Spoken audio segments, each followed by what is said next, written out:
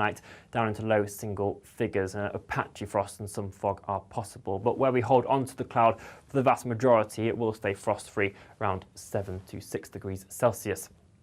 Into tomorrow, the cloud is going to stay in place, particularly for southeastern areas of England, so it will be another fairly grey and drab day here. But the breeze picking up across some western areas will allow a few more breaks in that cloud for parts of southwest England, Wales, Northern Ireland and into northern areas of England and Scotland as well. So where you get those sunnier breaks and those mild temperatures around 10 degrees Celsius, it will be relatively pleasant. Into the overnight period, we'll continue to see more of that cloud breaking up. So perhaps an increased chance of some frost now across parts of Scotland, northern England as we move into the early hours of Monday morning. And again, the risk of some fog patches are possible as well. The cloud, though, going to stay in place for areas in the southeast as we start off the new working week. High pressure keeping things relatively settled, though, throughout Monday, but as we move throughout the week, that is going to start shifting its way off to the east, and that will allow some weather fronts to move their way in from the west. So by the time we get to Wednesday, we could see a bit more rain moving in across some western areas, but temperatures staying relatively mild for the time of year. That's it for now. Enjoy the rest of your weekend.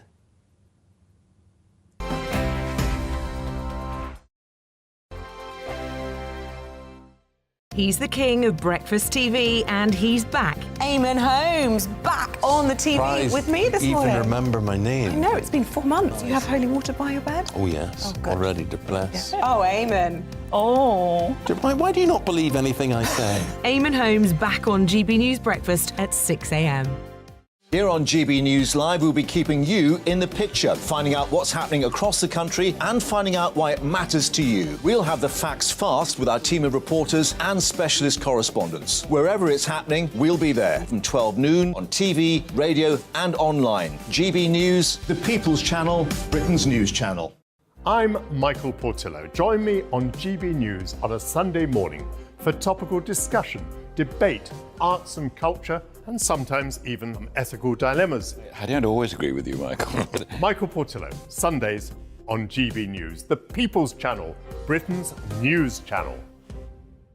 Hello, I'm Michelle Dewberry, and you can join me every weekday 6 till 7 on Jubes and Kerr. You're an inspiration to us all. Clip that bit up. Well, you are. That's my ringtone. My political ambitions are, those days are gone, I can tell you. She's only teasing. Go on. He's probably going to want to lay down now. I'll give him 2 minutes to have one. Let's respectfully disagree. That's what we like. Absolutely. On Jubes and Kerr. Come and join us. GB News, the People's Channel. Michelle Dewberry, weekday evenings at 6 o'clock. Monday to Thursday on GB News, it's Bev Turner Today from 10 a.m. We're going to be here for you, our GB News family, to keep you up to date, but also make you smile. The guy went from puberty to adultery. And I can't wait to bring a few of my own opinions. I have no time for cultural totalitarianism. We'll engage in passionate, but always polite debate, with your thoughts and opinions at the centre of it all. Only on GB News, the People's Channel, Britain's news channel.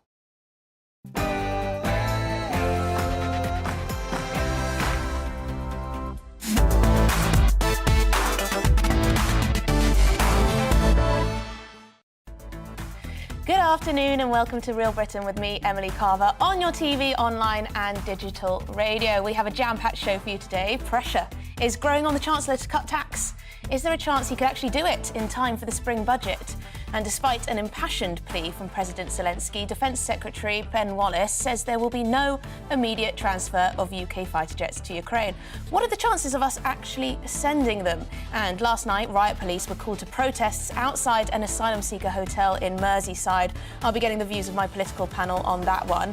But first, let's get the latest news with Ray Addison.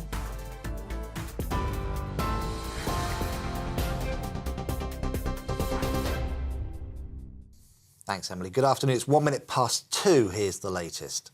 Knowsley Council in Merseyside says the Home Office gave it less than 48 hours' notice last year of its intention to house asylum seekers at a hotel where violent protests broke out on Friday. Witnesses described the scene around the Suites Hotel as being like a war zone as demonstrators threw missiles and set fire to a police van. 3 people were arrested on suspicion of violent disorder. Security has been increased following the incident, with reinforced fencing and a police presence. The Shadow Home Secretary has described the protests as shameful and appalling. More than 2,000 migrants have crossed the English Channel so far this year, Home Office figures suggest. 110 people made the dangerous journey in 3 small boats yesterday. There have now been more crossings in 2023 than in January and February of 2022 combined.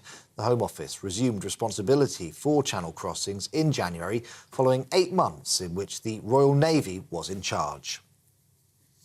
The UN aid chief, Martin Griffiths, has warned that the death toll in Turkey and Syria from Monday's earthquake could double. His comments come as the number of dead in southern Turkey and northern Syria passed 24,500. Despite the conditions, rescuers have continued to find some survivors in the rubble, but they say the window is closing. Mr. Griffiths says the UN will carry out separate aid appeals for Turkey and Syria in the coming days.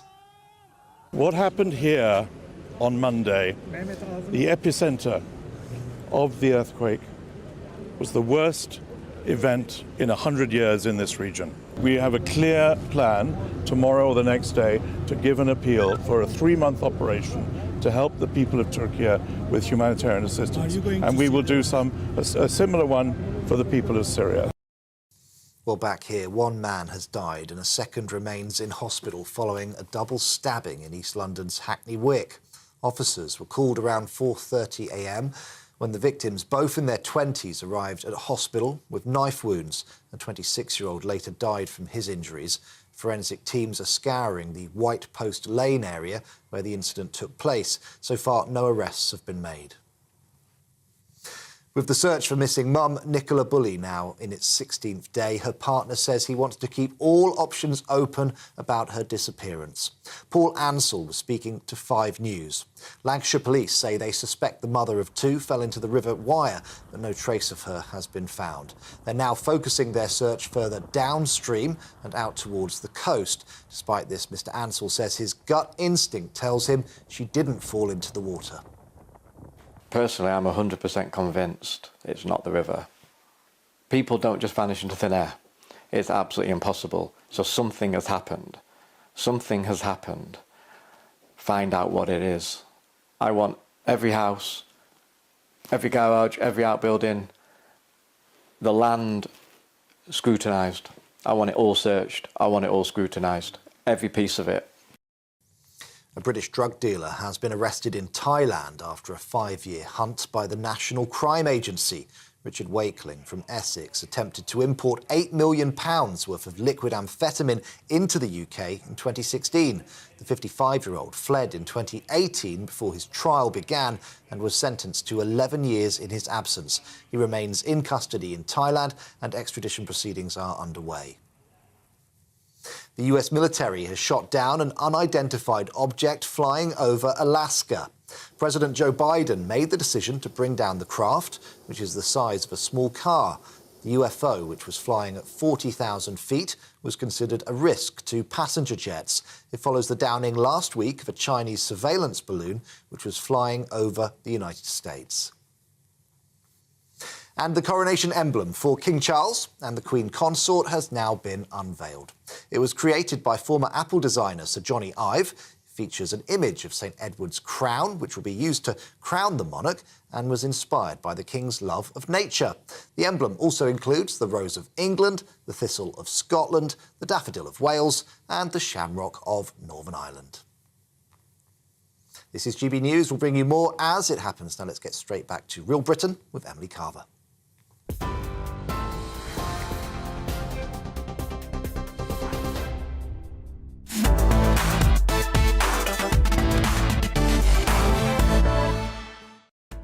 Thank you, Ray. Welcome back to Real Britain with me, Emily Carver. So here's what's coming up on the show this afternoon. As the UK narrowly avoids recession, a Tory pro-tax cuts pressure group, led by allies of Liz Truss, of course, claims to have more than 50 MPs signed up, theoretically giving it the numbers to inflict defeats on the government. Despite this, the Chancellor has reportedly ruled out tax cuts in the spring budget.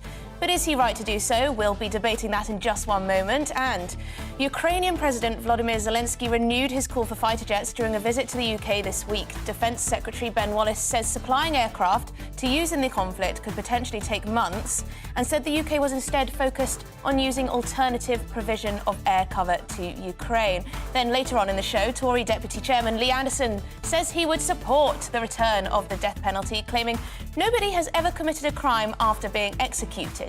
100% success rate. Does he have a point there? My political panel will join me later to ask the question, should we have the death penalty back in the UK? I'll also get their views on the scenes we saw last night. Riot police called to protests outside an asylum seeker hotel in Merseyside. That's what we're talking about for the next hour. I'd love to know your thoughts on today's topics. Please do tweet me at GBNews, or you can email me on gbviews@gbnews.uk. You can also watch us online and on YouTube. Stay tuned.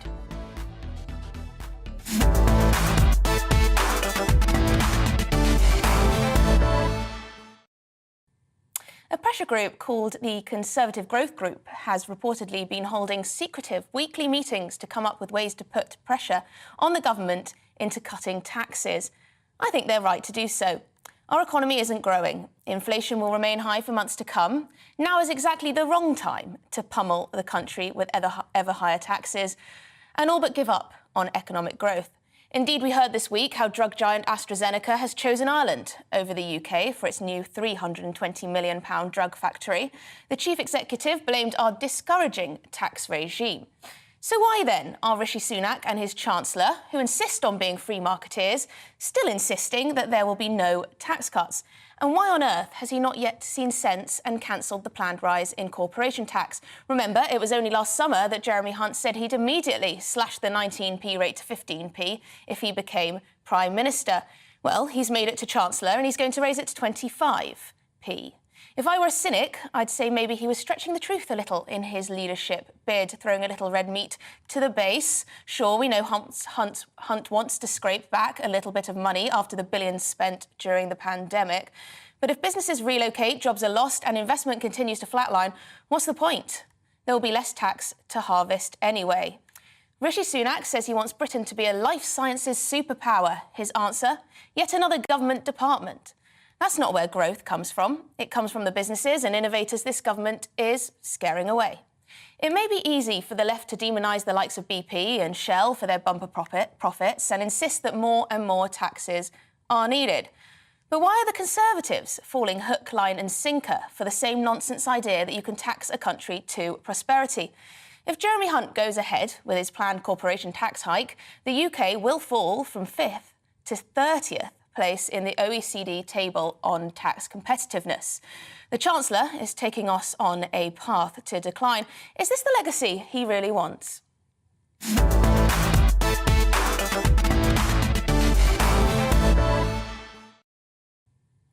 Now, yesterday it was revealed that the UK narrowly avoided falling into recession in 2022 after the economy saw zero growth between October and December. Chancellor Jeremy Hunt said the figures showed underlying resilience, but said we are not out of the woods. With the news came fresh calls from members of his own party to cut tax, with the CBI now pressuring the Chancellor into announcing tax breaks for businesses in the spring budget as a last chance to help the economy avoid a recession this year. So I want to ask, do you think now is the right time for tax cuts? Or do you worry, like Jeremy Hunt, that it could be inflationary? Let me know. But to debate this, I am now joined by the director of the Orthodox Conservatives, Joseph Robertson, and Emeritus Professor of Theology at the University of Nottingham, John Milbank. Thank you very much indeed. I'm just going to have a little sip of my water very quickly. Sorry about that. Joseph, so tax cuts, yes or no? Tax cuts are absolutely necessary. I think we're at the point in time where what does it even mean to be a Conservative government if you can't debate whether or not tax cuts should be happening immediately? I don't think this government is thinking certainly about the smallest units in our society. It's not looking at the family. It's not looking at how the cost of living is affecting small businesses. And it's not encouraging growth from the ground up. It's looking at a very top-down structure, which to me is the antithesis of conservatism. Now, John, do you think Joseph is wrong on this? Do you think now is not the time to be thinking or prioritising tax cuts? Do you worry they could be inflationary? Not just that. I don't think that the question of tax cuts is very relevant. We still actually don't have very high taxes compared to the EU, compared to countries that have much better growth than we have. There's absolutely no evidence that the problems of our growth situation, which are very long term, to do with continuous low productivity. There's very little evidence that is solved by tax cutting or austerity. That just hasn't worked, and the causes are quite otherwise. And actually, although I'm not a conservative, it's perfectly conservative to say that. It's only since Mrs. Thatcher that conservatism has become a liberal Whig small state ideology. Well, hang on, John. As I said in my little monologue at the top of the show, AstraZeneca, a big company, has decided that the taxes are too high or too complicated in this country, and so it's decided that it's going to place its £320 million factory in Ireland. Surely the government has to listen to businesses.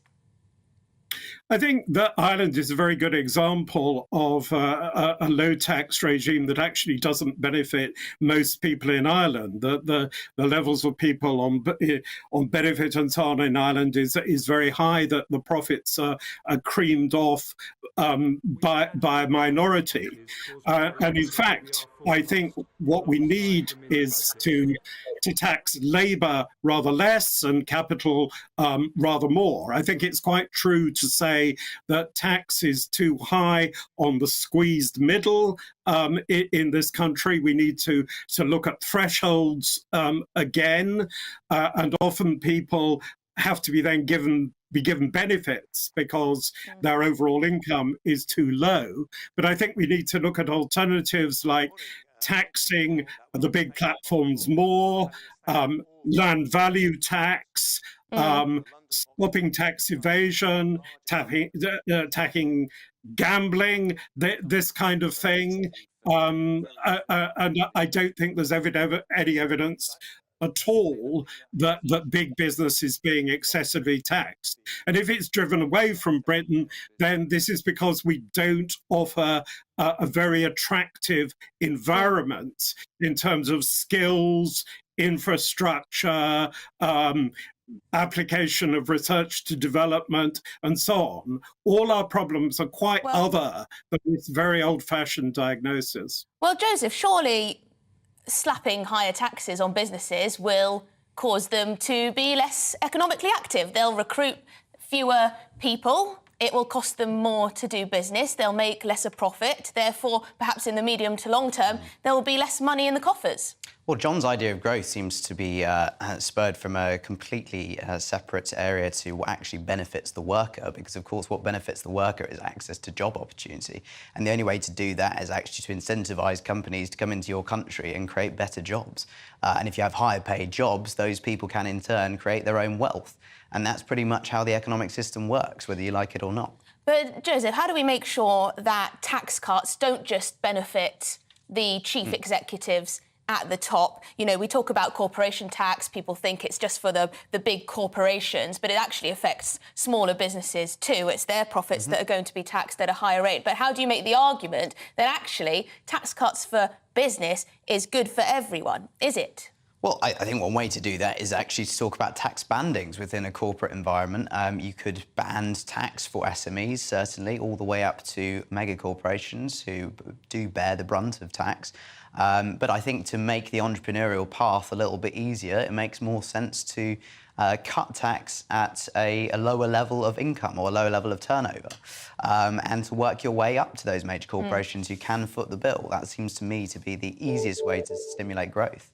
Now, John, the Conservative Growth Group, which seems to be a sort of Truss fan group, essentially, they also want childcare reform, so that could be more public spending when it comes to childcare to try and ensure that women don't have to completely give up work because it's too costly to still work and not have to look after the children. And then also housing reforms, planning reforms, cutting red tape there. Are you in favour of those ideas? Well, I'm certainly sympathetic to the idea of improving childcare, and I think we need to make it more possible for people to combine the domestic situation with the work situation. So I'm entirely in favour of that. I think I'd be very cautious about planning reforms. I think we can make far more use of brownfields for housing, and I think we need to look into housing cooperatives, and I think we need to look into far more into affordable housing. There are so many houses put up at the moment that are relatively expensive. We need to look into higher density terraced housing. So as with tax, I think it's not a question of tax or not, housing or not, but how you do housing and how you do taxation. And I think all the evidence is that if you simply sort of reduce tax overall, you may get growth for a while, but not enough to justify the loss of public expenditure. And you know, above all, the weakness of the public realm at the moment is what is holding everything back. It's holding back productivity, incentivization, and if people have more money to spend, they tend to put it into land, into finance, into unproductive speculation, because of the general weakness of demand in the economy and the poor quality of labour and infrastructure and so on. We need to look at this holistically. Now, Joseph, just lastly, it may well be that we have a Labour government before long, and calls for wealth taxes will only get louder. I think, you know, Jeremy Corbyn was very much in favour of taxing wealth rather than necessarily just income. There have been calls for Keir Starmer to adopt similar policies. What do you think the argument against wealth taxes is? Well, we're suffering from a striking malady of short-termism, and the problem with all of this is that we're essentially talking about managed decline, which may get better or slightly worse dependent on which government decides to take their policies forward. The reality is that we have an astounding birth rate crisis in this country because people are afraid to have children because they don't have tax incentives to have them in the current environment. As my colleague mentioned, you know, we've got an issue with affordable housing. So how about looking at actually doing things that make sense over a long-term period rather than gaining short-term political points, and actually putting in place, for instance, tax breaks for you know, mothers who want to stay at home before returning to the workforce, for young married couples to get their foot on the housing ladder, for actually looking at ways to make our society more viable over the next generation rather than the next political cycle. John, would you like to see wealth taxes? Would you like to see the government be able to go into someone's house and essentially take their property? No, not at all. I've already said that it's a question of how we tax, and we need to tax capital. But one might argue that taxing wealth is... Sorry, John, but one might argue that taxing wealth is things more like fair. land value tax, stopping tax evasion. But the much more important point here is that growth is not the most immediately pressing issue. The most immediately pressing issue is the quality of life for nearly everybody, an absolutely massive inequality, general disintegration. We also need the kind of growth that is ecological. And my view is, if we address first that issue of equality and levelling up, including levelling up the regions, then from that, bottom upwards and middle upwards, as Joe Biden says, growth will more plausibly and eventually ensue. So social justice favours growth. It's not antithetical to it, which is the delusion of the Tories ever since Mrs. Thatcher, who wasn't a real Tory at all. Well, John, I would argue that you've got it the wrong way round. That we've got to go for economic growth first, and then people's living standards will improve as a result. You grow the pie, and then people get a bigger slice. If you want affluence, work harder. No, no. What we've seen is that the pie always goes to the few, whether it's a big pie or a small pie. That's not the answer. The answer is much more equal looking after everybody, and that everybody, including the richer, will benefit in the end. Well, there we go. Two differences of opinion, two very different views there. Thank you very much indeed, Director of the Orthodox Conservatives, Joseph Robertson, here in the studio, and Emeritus Professor of Theology at University of Nottingham, John Milbank. I just don't think you can tax your way to prosperity. Anyway, plenty more to come this afternoon on Real Britain. After the break, Ukrainian President Volodymyr Zelensky renewed his calls for fighter jets, didn't he, during a visit to the UK this week. Defence Secretary Ben Wallace says, though, supplying aircraft to use in the conflict could potentially take months, and said the UK was instead focused on using alternative provision of air cover to Ukraine. Boris Johnson also suggested that we could send all of our fighter jets to Ukraine. Let me know what you think about that. But first, let's have a look at the weather. Hello there, I'm Jonathan Vaughtry here with your latest weather update from the Met Office. Hope you've been enjoying the weekend so far. It has been a fairly settled and dry one for many of us, and that is thanks to high pressure that is centred across continental Europe and stretching its way into the UK, keeping those weather fronts at bay to the north. There is a bit more of a squeeze in the isobars across parts of Scotland, so it is breezier here. Underneath that high pressure centre though, there is a fair amount of cloud, and that will stay with us into the evening and overnight. A few breaks are possible, I think particularly for parts of North East Scotland into parts of Wales later on. So it's here where temperatures will drop down a bit more overnight, down into low single figures. A patchy frost and some fog are possible, but where we hold on to the cloud for the vast majority, it will stay frost-free around 7 to 6 degrees Celsius. Into tomorrow, the cloud is going to stay in place, particularly for southeastern areas of England, so it will be another fairly grey and drab day here. But the breeze picking up across some western areas will allow a few more breaks in that cloud for parts of southwest England, Wales, Northern Ireland and into northern areas of England and Scotland as well. So where you get those sunnier breaks and those mild temperatures around 10 degrees Celsius, it will be relatively pleasant. Into the overnight period, we'll continue to see more of that cloud breaking up. So perhaps an increased chance of some frost now across parts of Scotland, northern England as we move into the early hours of Monday morning. And again, the risk of some fog patches are possible as well. The cloud, though, going to stay in place for areas in the southeast as we start off the new working week. High pressure keeping things relatively settled though throughout Monday, but as we move throughout the week, that is going to start shifting its way off to the east, and that will allow some weather fronts to move their way in from the west. So by the time we get to Wednesday, we could see a bit more rain moving in across some western areas, but temperatures staying relatively mild for the time of year. That's it for now. Enjoy the rest of your weekend.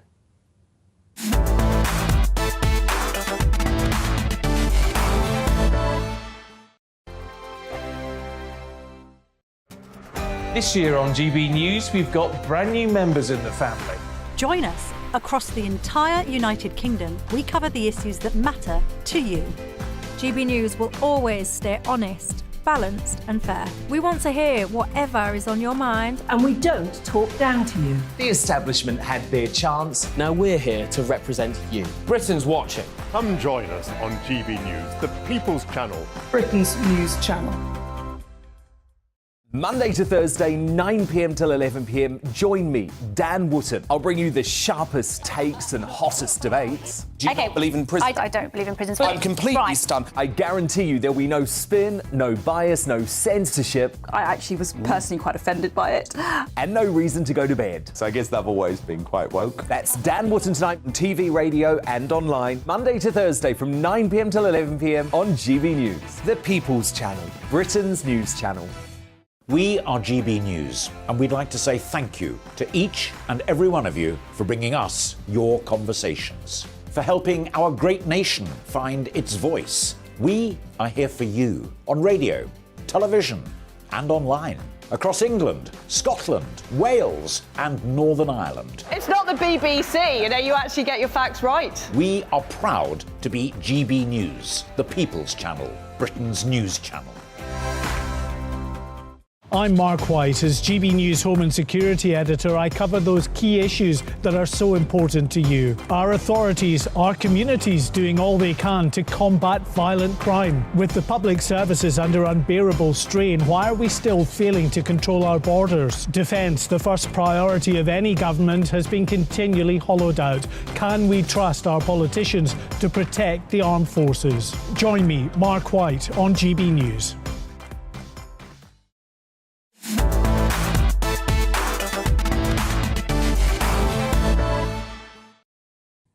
Welcome back. This is Real Britain on GB News, on your TV, online and digital radio. Now, Ukrainian President Volodymyr Zelensky renewed his call for fighter jets during a visit to the UK this week. He also did the same over in Europe as well. But Defence Secretary Ben Wallace says there will be no immediate transfer of UK fighter jets to Ukraine. But he did not completely rule out sending aircraft to the country, but said air support and supporting moving troops could be achieved by using long-range missiles and drones. Joining me now is retired British Army officer Major General Tim Cross. Tim, what are your key takeaways from the past week? Of course, Vladimir Zelensky is very, very keen on us sending over fighter jets. He said he needs the wings to protect Ukraine's freedom. What are the chances of us sending them? I think pretty minimal at the moment. Ben Wallace is quite right. You've got to admire Zelensky. I mean, he's a very courageous leader and a leader in the true sense of the word, which sadly we lack elsewhere around Europe, I think. But the chances of him getting UK jets, I think, are minimal.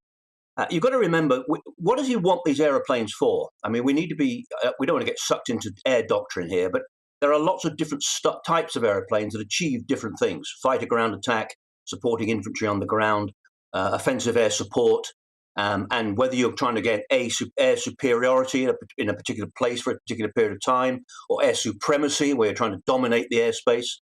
There's all sorts of different aeroplanes that fit those molds and others, and they're very complicated bits of kit. You can train people to fly them, and we are actually, the UK is going to train people to fly them, but you've then got to have a mass of logistic support to maintain these very complex weapon systems. Every time they go out and come back, somebody needs to be working on them. You need the manuals in the right language. You need the spare parts. You need the engineers and all of the various aspects of the logistic support. So they're very complex systems. And I think Ben Wallace is right to say we won't send any UK aircraft. Frankly, our UK aircraft fleet has been very busy over the last few years. It's not that large in terms of numbers. And notwithstanding Boris Johnson's comment, I think the chances of us sending our own aeroplanes is minimal. So I can understand why Zelensky wants them in one sense, but I'm certainly not clear what he intends to do with them and how he intends to support them once they've been deployed. So as it stands, we don't know what Zelensky's intentions are with fighter jets if he were to receive them. Is he being a little overambitious with his strategy just as a whole? No, I don't think so. I think if you were in his position or I was there, I think we would be asking for all of this stuff. He's had a process of asking for, first of all, defensive capability, anti-tank missiles and all the stuff that we sent him in the early days. And we, the UK, were very much ahead of the curve on this, and we should be, we should recognise that ourselves. So, defensive equipment to try and stop the Russians moving in, which they succeeded in doing. He's now trying to move into the ability to conduct offensive operations, which are very different to conducting defensive operations, not just on the ground, but in the air as well. So he's asking for armoured vehicles, which was where he started, long-range artillery systems and rocket systems. Then, of course, main battle tanks, which has been in the media and in the news over the last few weeks. Again, the danger is he'll end up with a mixed fleet of very complex systems, would have to be sustained and so on.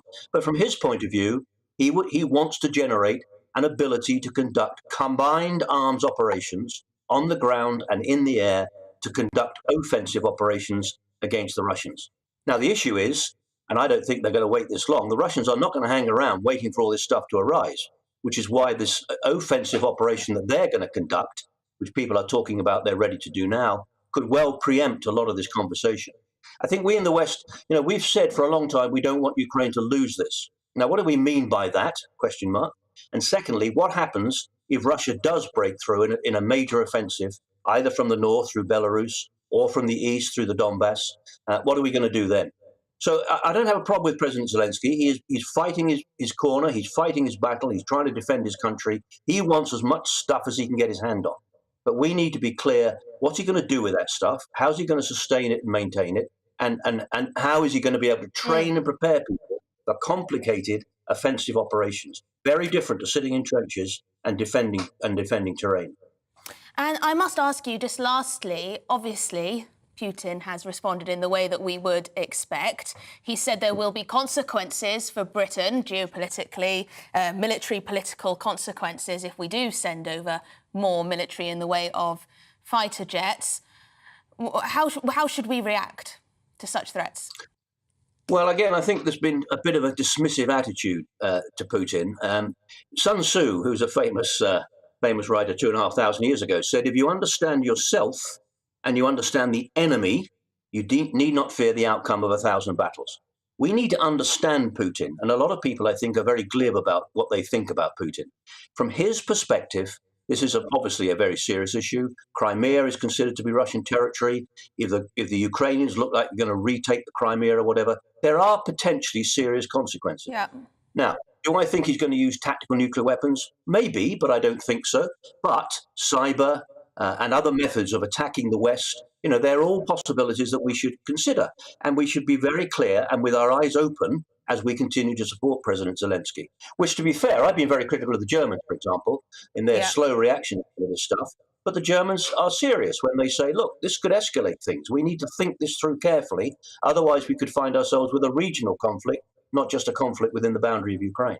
Well, quite. Thank you very much, General Tim Cross, retired British Army officer. Thank you for joining us on the show this afternoon, just giving his take on GB News on TV and DAB radio. After the break, Tory Deputy Chairman Lee Anderson says he would support the return of the death penalty, claiming nobody has ever committed a crime after being executed.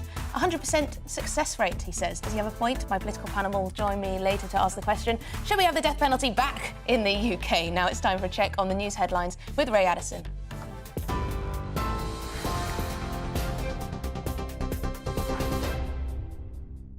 33 minutes past 2, here's the latest. Knowsley Council in Merseyside says the Home Office gave it less than 48 hours' notice last year of its intention to house asylum seekers at a hotel where violent protests broke out on Friday. Witnesses described the scene around the Suites Hotel as like a war zone, demonstrators throwing missiles and setting fire to a police van. 3 people were arrested on suspicion of violent disorder. More than 2,000 migrants have crossed the English Channel so far this year, Home Office figures suggest. 102 people made the dangerous journey in 3 small boats yesterday. There have now been more crossings in 2023 than in January and February of 2022 combined. UN Aid Chief Martin Griffiths is warning that the death toll in Turkey and Syria following Monday's earthquakes could double. His comments come as the number of confirmed dead passed 25,000. Despite the conditions, rescuers have continued to find some survivors in the rubble, but they say the window is quickly closing. As the search for missing mum Nicola Bulley continues 16 days since her disappearance, her partner says his gut instinct tells him she did not fall into the river. Paul Ansell was speaking to 5 News. Lancashire police say they suspect the mother of 2 fell into the River Wyre, but no trace of her has been found. They're now focusing their search further downstream and out towards the coast. And a British drug dealer has been arrested in Thailand after a 5-year manhunt by the National Crime Agency. Richard Wakeling from Essex attempted to import £8 million worth of liquid amphetamine into the UK in 2016. The 55-year-old fled in 2018 before his trial began. He was sentenced to 11 years in his absence. On TV, online and on DAB+ radio, this is GB News. Don't go anywhere. Real Britain will be back in just a moment.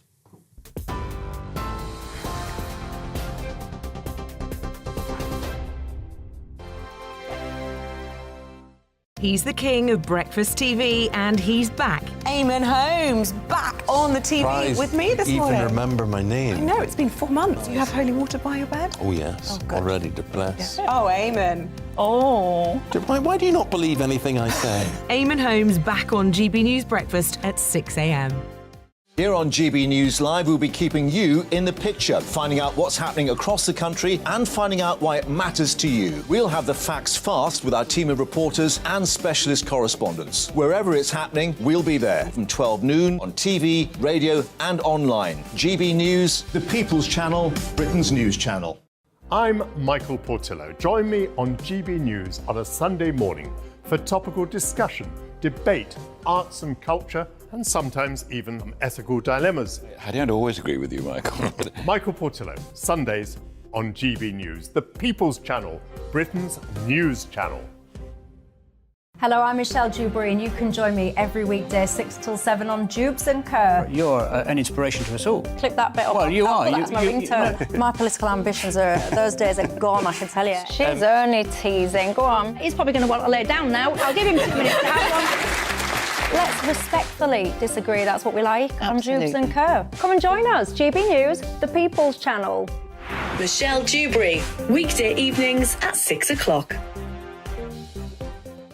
Monday to Thursday on GB News, it's Bev Turner Today from 10 a.m. We're going to be here for you, our GB News family, to keep you up to date, but also make you smile. The guy went from puberty to adultery. And I can't wait to bring a few of my own opinions. I have no time for cultural totalitarianism. We'll engage in passionate, but always polite debate, with your thoughts and opinions at the centre of it all. Only on GB News, the People's Channel, Britain's news channel.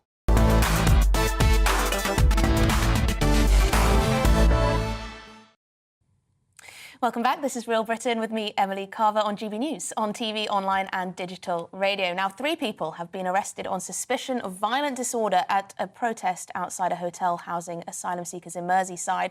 Witnesses described the scene as being like a war zone as demonstrators reportedly threw missiles and set fire to a police van. Shadow Home Secretary Yvette Cooper has called the behaviour shameful and appalling. Joining me now is my wonderful political panel, political commentator Emma Webb, over there, and former Labour MP and Minister for Europe, Dennis McShane. Thank you very much indeed. Now, what happened last night outside this asylum hotel was pretty distressing. I don't know if you've seen images and videos of what took place. Some people online, some commentators have suggested that the government's rhetoric, the media's rhetoric around asylum seekers and migrants crossing the channel could be to blame for this kind of behaviour. What do you think? The only thing to blame for violent behaviour is violent people who are behaving violently. And torching a police car is unacceptable. But yes, we are moving into a lot more tension and aggravation. I start from this as a very young man when Enoch Powell was raising the temperature. He was calling, he was a Tory politician who called for the repatriation of the parents of Rishi Sunak or Suella Braverman or James Cleverly. He was so racist, and that caused such tension, but people loved it. Dock workers marched in support of him, and the National Front, the party that was then speaking out, as it were, on these issues, was very, very strongly supported by some people in Britain.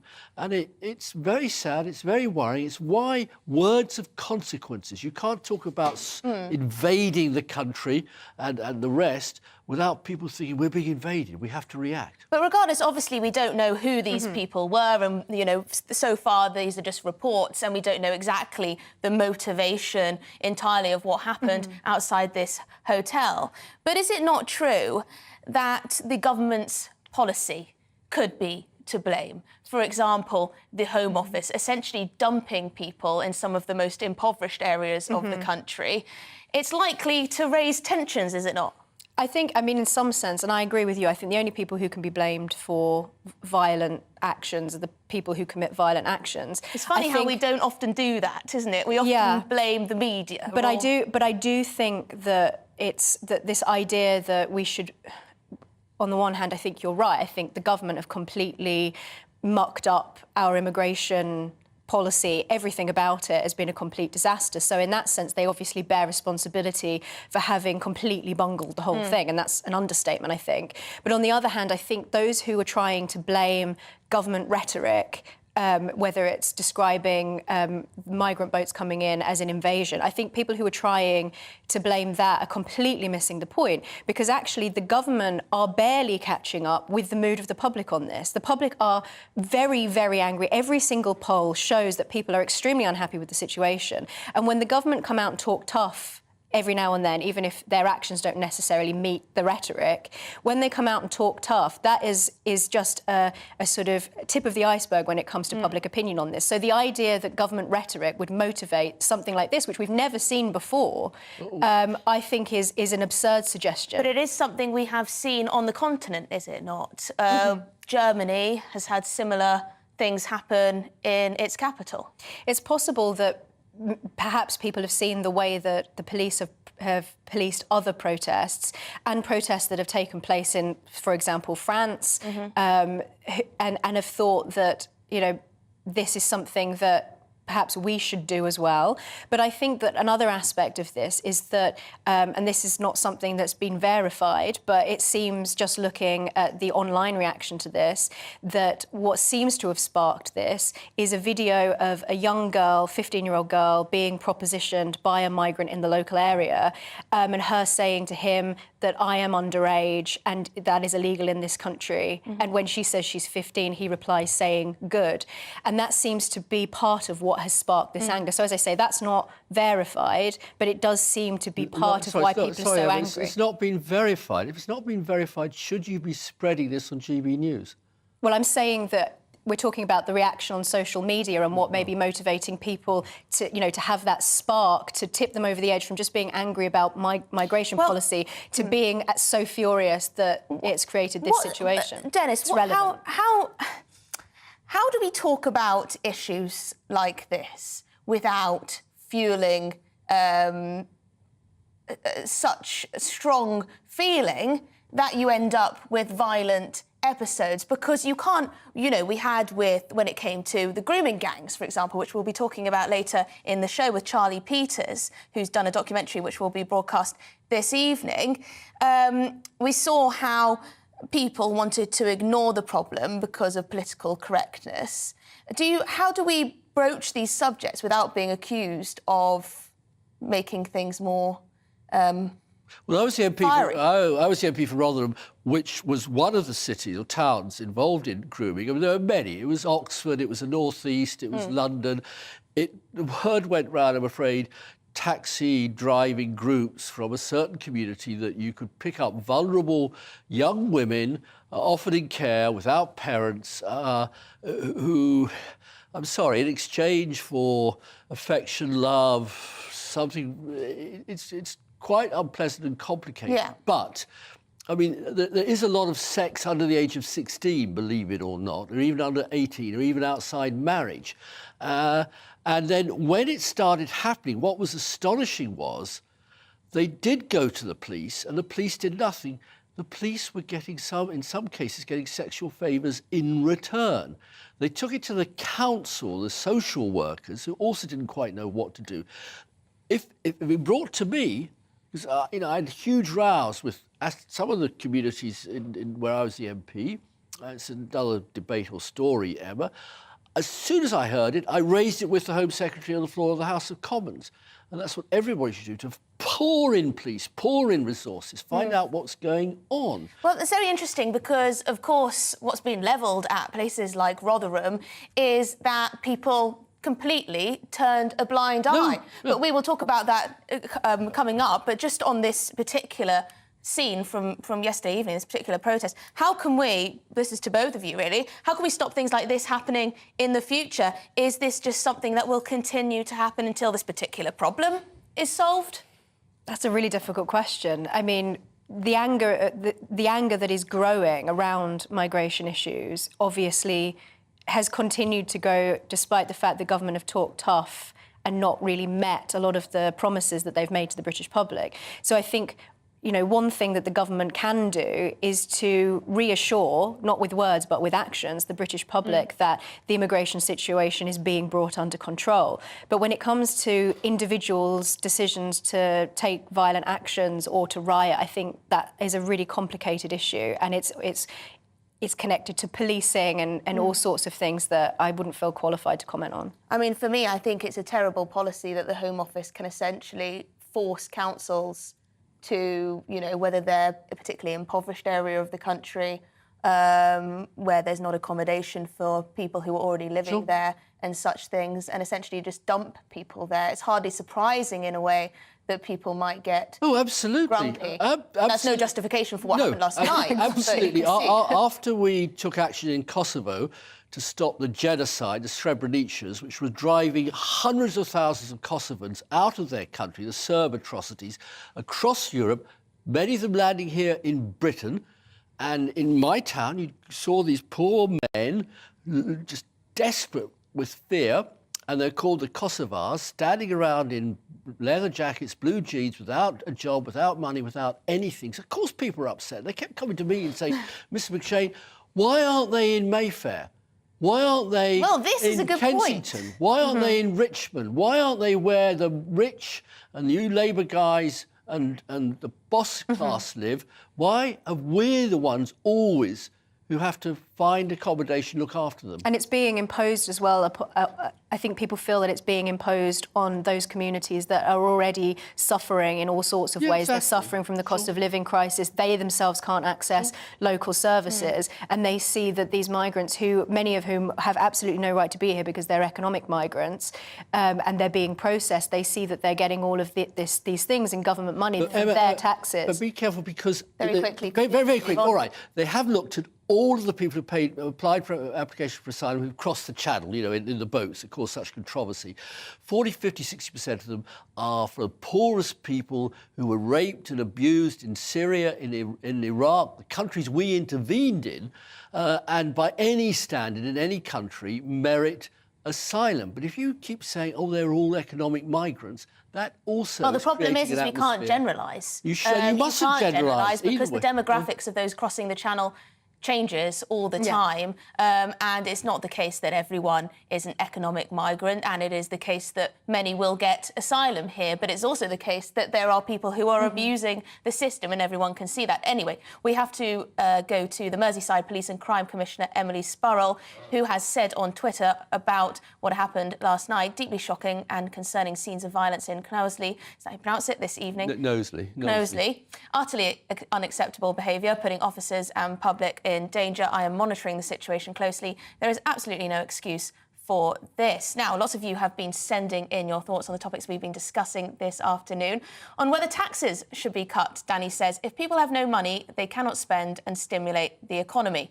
Sounds like you're pro-tax cuts, putting more money into people's hands. Dave says, to grow, you need innovation, initiatives and entrepreneurial courage. And for that, you have to create an environment in which those things flourish. You don't do that with repressive tax regimes and poor rewards for those who are prepared to take risks and those who are prepared to work hard and not rely on the state to provide money for their lives. Nice little manifesto there from you, Dave, like that. Thank you all for sending in your views. Now, on to our next debate. New Tory Deputy Chairman. Well, he's shaken things up a bit. He's sort of hit the media with a bang.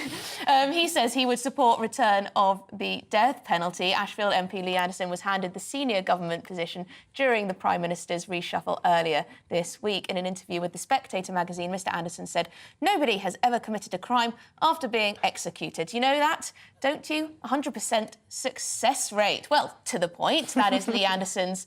That is Lee Anderson's style. Still with me is my political panel, political commentator Emma Webb, and former Labour MP and Minister for Europe, Dennis McShane.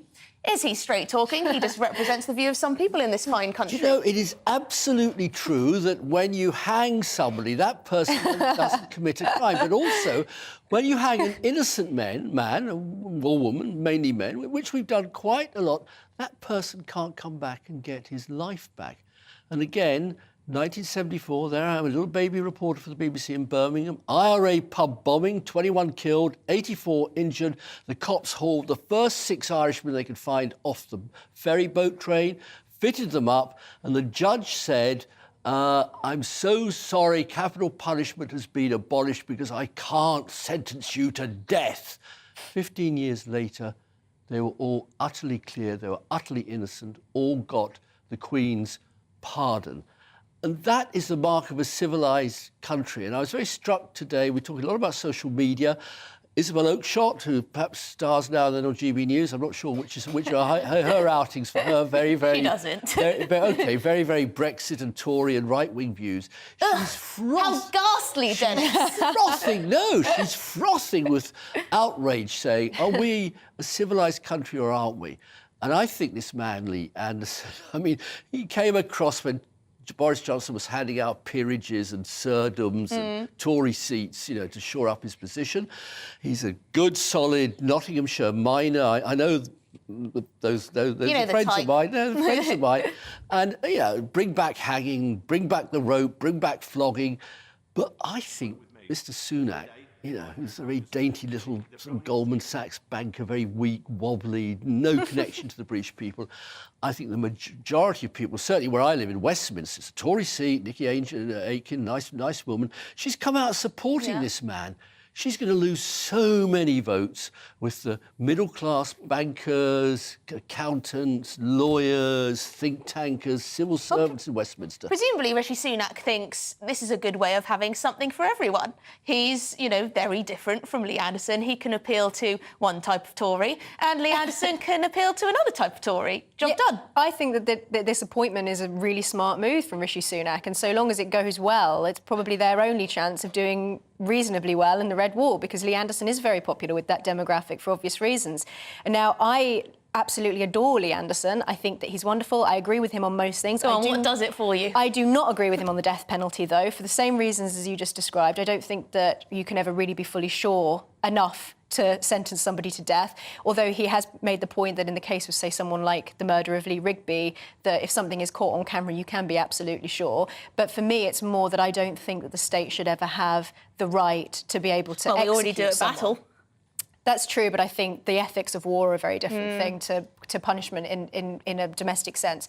But I think there are so many things that I agree fundamentally with Lee Anderson on. I think that he really understands the working classes, which is my own background. I think that his comments recently also to do with net zero and people being fed up of that, and I think that's something you're seeing across the world, increasing discontent with the way that net zero policies are actually affecting people's daily lives, particularly when everybody is really feeling a squeeze right now.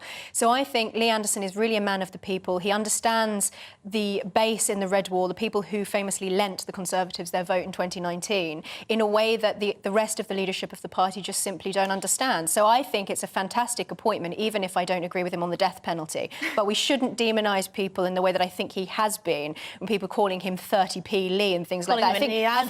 I think a lot of that is actually just old-fashioned snobbery. Oh, there's so much snobbishness from parts of the left, Dennis. Oh, it's right. These are Conservatives. They're always so snooty. I must admit, I am from North London, and I was very much the odd one out on the dinner party circuit, being, the Brexit voting Conservative. And I must say, some people can be rather snooty about. Well, I read the Guardian comment pages. It was full of people like Owen Jones and Giles Fraser and Larry Elliott, absolutely pro-Brexit people. I mean, I had to turn for relief now and then to the Daily Telegraph or the Times to get a sensible... to get some balance. A sensible view on Europe. No, I mean, to go back when Enoch Powell came out and made his famous racist speech... Well, not back to Enoch Powell. All right, well, I'm sorry. Political history does move in cycles. Ted Heath sacked him on the spot and went on to win the next election. I think Mr. Sunak, by sort of saying this guy with his rather interesting sort of saloon bar jokes and comments and, people can live on 30p a week if they are 30p a day if they want, plus let's bring back hanging. Well, actually... I'm not sure that's going to be as popular as you think. Well, actually, on the 30p, that was something nice that he was doing. Yeah. He was trying to help local people make cheap meals with the help of a celebrity local chef, which was rather nice. I'm really sorry, but we're going to have to move on. We've run out of time, sadly. But thank you. You've been an absolutely wonderful political panel. Political commentator Emma Webb, friend of the show, and also former Labour MP and Minister for Europe, Dennis McShane. I thought that was great. Thank you very much indeed. This is Real Britain on GB News, on TV, online and digital radio. Plenty more coming up on today's show. But first, let's take a little look at the weather forecast. Hello there, I'm Jonathan Vautry here with your latest weather update from the Met Office. Hope you've been enjoying the weekend so far. It has been a fairly settled and dry one for many of us, and that is thanks to high pressure that is centred across continental Europe and stretching its way into the UK, keeping those weather fronts at bay to the north. There is a bit more of a squeeze in the isobars across parts of Scotland, so it is breezier here. Underneath that high pressure centre, though, there is a fair amount of cloud, and that will stay with us into the evening and overnight. A few breaks are possible, I think particularly for parts of north-east Scotland into parts of Wales later on. So it's here where temperatures will drop down a bit more overnight, down into low single figures. A patchy frost and some fog are possible. But where we hold on to the cloud for the vast majority, it will stay frost-free, around 7 to 6 degrees Celsius. Into tomorrow, the cloud is going to stay in place, particularly for southeastern areas of England, so it will be another fairly grey and drab day here. But the breeze picking up across some western areas will allow a few more breaks in that cloud for parts of southwest England, Wales, Northern Ireland and into northern areas of England and Scotland as well. So where you get those sunnier breaks and those mild temperatures around 10 degrees Celsius, it will be relatively pleasant. Into the overnight period, we'll continue to see more of that cloud breaking up. So perhaps an increased chance of some frost now across parts of Scotland, northern England as we move into the early hours of Monday morning. And again, the risk of some fog patches are possible as well. The cloud, though, going to stay in place for areas in the southeast as we start off the new working week. High pressure keeping things relatively settled though throughout Monday, but as we move throughout the week, that is going to start shifting its way off to the east, and that will allow some weather fronts to move their way in from the west. So by the time we get to Wednesday, we could see a bit more rain moving in across some western areas, but temperatures staying relatively mild for the time of year. That's it for now. Enjoy the rest of your weekend. Join me, Camilla Tominey, at 9:30 on Sunday morning when I'll be speaking to Sir Simon Mayo, former Deputy Chief of Defence Staff, about President Zelensky's demand for British fighter jets. I'll also be asking Tory MP Tobias Ellwood, Chair of the Defence Select Committee, whether the UK is spending enough on defence. And PR guru Joe Tanner, former advisor to Boris Johnson, will be taking me through the newspaper headlines. All that and more at 9:30 tomorrow.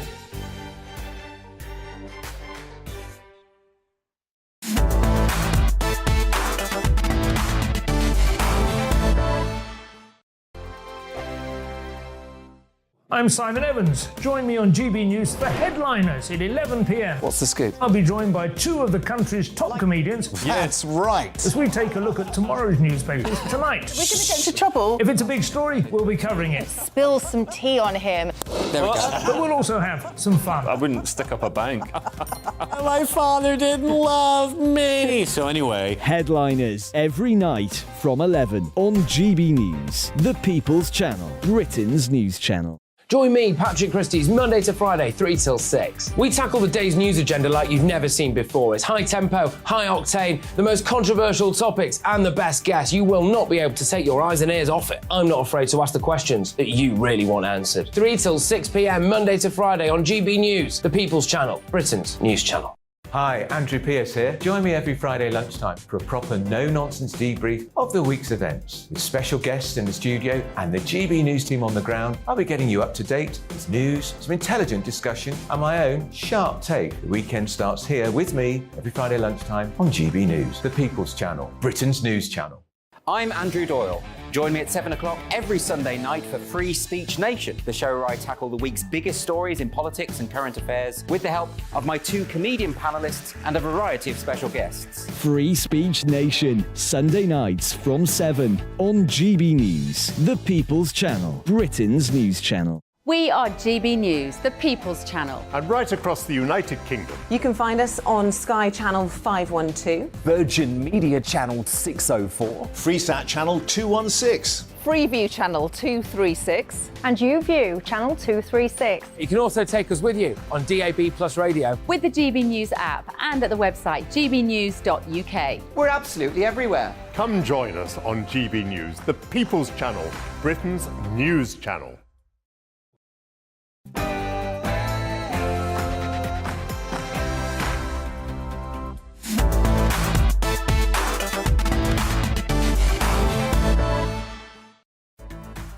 Good afternoon and welcome to Real Britain with me, Emily Carver, on your TV, online and digital radio. Now, plenty more coming up this hour, but first, we've got to go to the news with Ray Addison.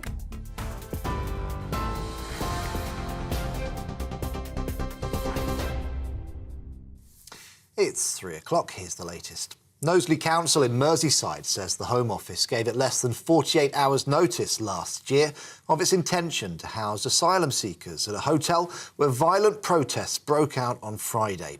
Witnesses described the scene around the Suites Hotel as being like a war zone as demonstrators threw missiles and set fire to a police van.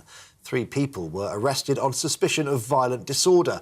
Security has been increased following the incident, with reinforced fencing and a police presence. The Shadow Home Secretary has described the protests as shameful and appalling. More than 2,000 migrants have crossed the English Channel so far this year. Home Office figures suggest 110 people made the dangerous journey in 3 small boats yesterday. There have now been more crossings in 2023 than in January and February of last year combined. The Home Office resumed responsibility for Channel crossings in Jan, following 8 months in which the Royal Navy was in charge. The UN aid chief, Martin Griffiths, has warned that the death toll in Turkey and Syria from Monday's earthquakes could double. His comments come as the number of dead in southern Turkey and northern Syria passed 25,000. Despite the conditions, rescuers have continued to find some survivors in the rubble, but they say the window is closing. Mr. Griffiths says the UN will carry out separate aid appeals for both countries in the coming days. What happened here on Monday, the epicenter of the earthquake, was the worst event in 100 years in this region. We have a clear plan tomorrow or the next day to give an appeal for a 3-month operation to help the people of Turkey with humanitarian assistance. And we will do a similar one for the people of Syria. One man has died and a second remains in hospital following a double stabbing in East London's Hackney Wick. Officers were called around 4:30 a.m. when the victims, both in their 20s, arrived at a hospital with knife wounds. A 26-year-old later died from his injuries. Forensic teams are scouring the White Post Lane area where the incident took place. So far, no arrests have been made. With the search for missing mum Nicola Bulley now in its 16th day, her partner says he wants to keep all options about her disappearance open. Paul Ansell was speaking to 5 News. Lancashire police say they suspect the mother of 2 fell into the River Wyre, but no trace of her has been found. They're now focusing their search further downstream and out towards the coast. Despite this, Mr. Ansell says his gut instinct tells him she didn't fall into the water. Personally, I'm 100% convinced it's not the river. People don't just vanish into thin air. It's absolutely impossible. So something has happened. Something has happened. Find out what it is. I want every house, every garage, every outbuilding, the land scrutinised. I want it all searched. I want it all scrutinised. Every piece of it. A British drug dealer has been arrested in Thailand after a 5-year hunt by the National Crime Agency. Richard Wakeling from Essex attempted to import £8 million worth of liquid amphetamine into the UK in 2016. The 55-year-old fled in 2018 before his trial began. He was sentenced to 11 years in his absence. He remains in custody in Thailand and extradition proceedings are underway. The US military has shot down an unidentified flying object over Alaska. President Joe Biden made the decision to bring down the craft, which was around the size of a small car. The UFO, which was flying at 40,000 feet, was considered to be a risk to passenger jets. It follows the downing last week of a Chinese surveillance balloon, which was flying over the US. The coronation emblem for King Charles and the Queen Consort has now been unveiled. It was created by former Apple designer Sir Johnny Ive. Features an image of St Edward's crown, which will be used to crown the monarch, and was inspired by the King's love of nature. The emblem also includes the Rose of England, the Thistle of Scotland, the Daffodil of Wales, and the Shamrock of Northern Ireland. This is GB News. We'll bring you more as it happens. Now let's get back to Real Britain.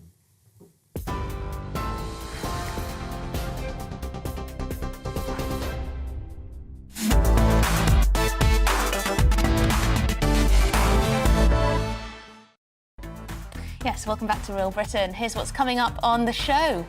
The RMT Rail Union has rejected yet another pay offer. The body which represents train firms and Network Rail had described the proposals as their best and final.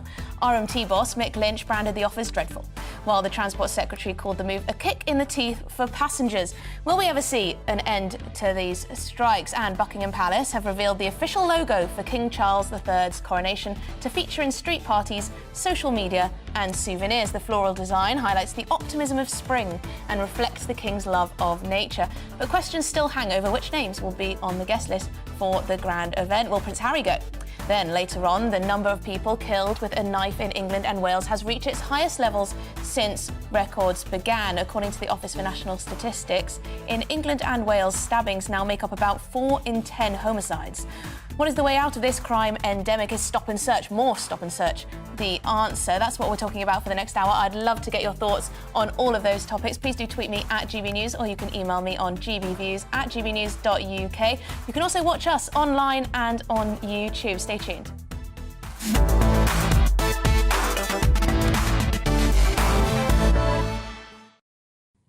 Right, the RMT, that's the National Union of Rail, Maritime and Transport Workers, has rejected yet another pay offer from Network Rail and train operators, while the TSSA union will put them to a vote of its members. The proposal included a 9% minimum pay increase over 2 years, but RMT boss Mick Lynch called it dreadful. The union said the rejection came following a consultation with its 40,000 rail members. So, should the RMT have accepted the offer? And is it right that this industrial dispute will now continue on? Joining me is Nigel Nelson, political editor of the Sunday Mirror and Sunday People, and Harry Mount, editor of the Oldie magazine. Thank you very much indeed. I'll start with you, Harry, from the Oldie magazine.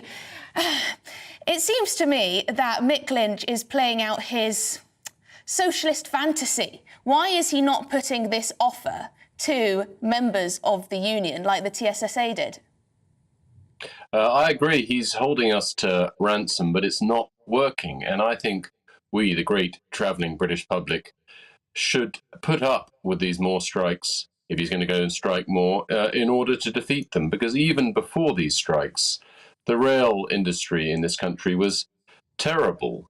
If we give them the money and let them go back to their previous working practices, we'll continue with that terrible level of rail service. And we've shown that we can put up with it with terrible inconvenience. I suppose take a train today on a non-strike day.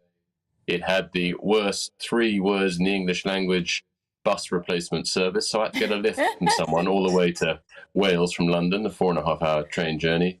The other day when they were striking, I had to take a taxi to Gatwick, which cost £140 from London. It's agony, and people like much older than me, like the readers of the Oldie, are having a much rougher time than I am. I think we should put up with more strikes if that's what they want in order to defeat them. We can't go on accepting this behaviour from Mick Lynch, and I think a lot of his members would be happy to accept a 9% pay deal. Well, Nigel, do you agree? It seems utterly unfair for Mick Lynch not to put this offer to his members. He says, yes, there's been a consultation, etc., etc. But I was debating Alex Gordon, who's the Deputy General Secretary, I think, of the RMT, not too long ago. And it's very clear that they are using this as a tool for a wider political agenda, is it not? No, I don't think there's a wider political agenda here. What Mick Lynch is fighting for is decent pay and conditions for his members. So that's he's kept well away from the politics of it. He doesn't talk about politics. Well, hang on, he does, Nigel. Nigel, sorry to interrupt you there, Nigel, but he does talk about politics. He was on Politics Joe saying that it's time the government stood back, had an election. So he does get involved in politics. Alex Gordon himself has admitted he's a massive Marxist and wants some kind of socialist revolution. I mean, come off it. Well, Mick Lynch is old Labour rather than a Marxist or a communist. But when it comes down to his mandate, he had that back in November when the RMT members voted overwhelmingly for strike action. And he has to go back to his members in May to, if he needs another mandate to do that. So all that is actually in place. So I don't think it's actually reasonable to say he's somehow not following the will of the 40,000 members.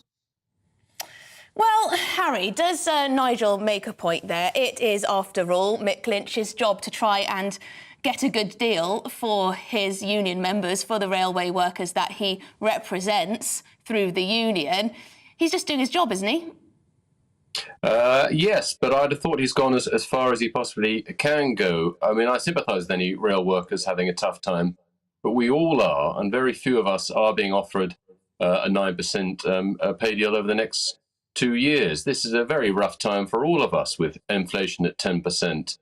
Lots of rail workers, particularly train drivers, not all of them, I understand, are pretty well paid at the moment, and there isn't a magic money tree. The government is massively in debt. It can't afford to go on increasing pay deals, because then every other single public service in the country will expect the same. In a wonderful fantasy land, you would pay more to match inflation, but that's impossible at the moment. And as I said before, he also wants to hold on to antiquated rail practices that mean even when the railways in this country are supposedly working as they normally do, they're really very, very second rate. So there's got to be a sort of revolution in the way the railways in this country are run. Nigel, do you think the railways should be immune from redundancies? That's essentially what Mick Lynch is asking for. Well, no, I mean, he's quite prepared to talk about reform. And just to take a point from not Harry, really, because he doesn't want any redundancies ever. Sorry, I was just picking up on Harry's point. These are not train drivers. Only 4% of RMT are actually train drivers. They belong to a different union, which is ASLEF.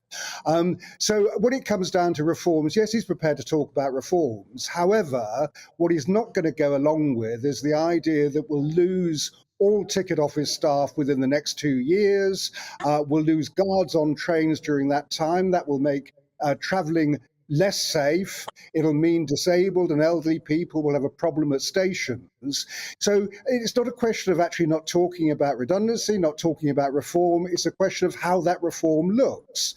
And the offer on the table now is no improvement than it was, say, last month with their final and last offer, as they called it in January.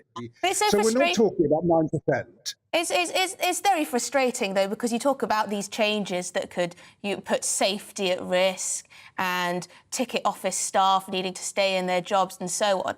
Businesses, by and large, have to innovate and change their working practices, become streamlined, change the way that they work in order to stay relevant for the future. Seems like when it comes to the railways, there doesn't seem to be any acceptance that you need to move with the times, and people rarely use ticket offices now. That's just the case. Well, I'm sorry, my local station, more people use the ticket office than use the machine, largely because the machine is often broken. So I'm not sure that part is true. Now, Harry, just to finish, so you would argue that the government just needs to stay with its position, stick with it, play the long game, and hope that the RMT will essentially give up? Yeah, that's my position, and I think even though it's extremely hard for people, for example, who work in my office and have to commute in, and a lot of the jobs in a magazine like mine can't really be done so well from home, but they do it, they put up with it, and thanks to technical revolutions, journalists anyway can to a much greater extent work. But we don't feel the effect of the strikes the way we used to, even though it's extremely hard effect on lots of people with lots of financial knock-ons as well. So I think we should put up with it and get rid of these union dinosaurs.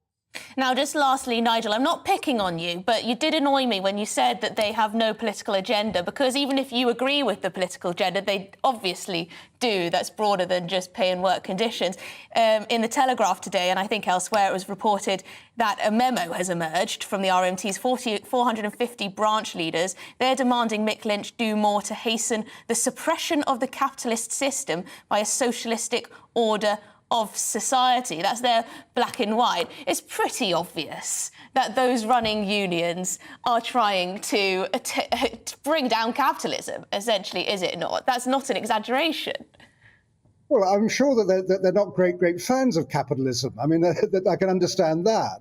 And yes, the one thing that certainly Mick Lynch would say is that the railway should be nationalised. And that is a debate we should be having. Should our essential public services be in public control? The problem at the moment is if you privatise these things, you introduce the profit motive. So with the railways, for instance, there's £400 million going to the operators in profit. Wouldn't that be better invested in the railway system? Well, what we've got a sort of mixed model at the moment here. It isn't working, that's for sure. Thank you very much indeed, Nigel Nelson of the Sunday Mirror and Sunday People and editor of The Oldie, Harry Mount. Thank you very much indeed for joining us this afternoon for that brilliant debate, I thought. Now, we're going to move on to something more sober, well, more very heart-wrenching, actually, the grooming gang scandal, which has rocked the country.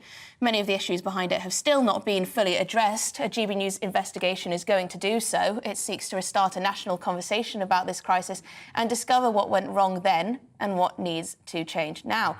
Let's have a look at a clip of the promo video for this documentary. Tonight at 8 p.m, tune in to a GB News Investigates documentary as we tell the full story of the grooming gang scandal. My childhood had been stolen. We will expose the cover-ups that have kept this national scandal under wraps for decades. Not one person has been held accountable. Our investigation uncovers the true scale of this outrage. I want to see senior officials held legally to account. On GB News, Grooming Gangs, Britain's Shame. Well, I am delighted to say that Charlie Peters, the GB News documentary filmmaker, is with me now in the studio. So, Charlie, lots to say. That's a great trailer, by the way. I'll definitely be watching this evening and hope many of you at home will too. Why did you feel the need to make this documentary, first of all? Well, as you said in your intro, national conversation. We never really had one about this issue when the lid blew off the scandal back in 2012. The discussion was mealy-mouthed. It was full of political correctness. I don't think that survivors were treated with the respect and care that they need, and I think it's very telling that a decade on, nobody can name a survivor from the grooming gang scandal as a sort of household name. You know, nobody's been promoted to represent these people who have been forced to endure so much suffering. We can think of all sorts of other household names for other crimes, some of them not even British. But when it comes to what I believe is the biggest scandal of modern British political history, it hasn't happened. It's never come to the fore in the way that other scandals have. So I want to restart the conversation, and I also want to refocus the authorities into areas where they can have an effect, because a lot of what happened a decade ago and beyond is still going on today, as we will share tonight in an exclusive. But also the response from the authorities at the time was lacking, I think, to say the least. Well, you could say woeful. Woeful indeed. It was, it was criminal in many cases. But there has been no serious effort to make up for that failure. We are lacking mandatory reporting for people who know about instances of child sexual abuse or exploitation but don't pass it on to the authorities.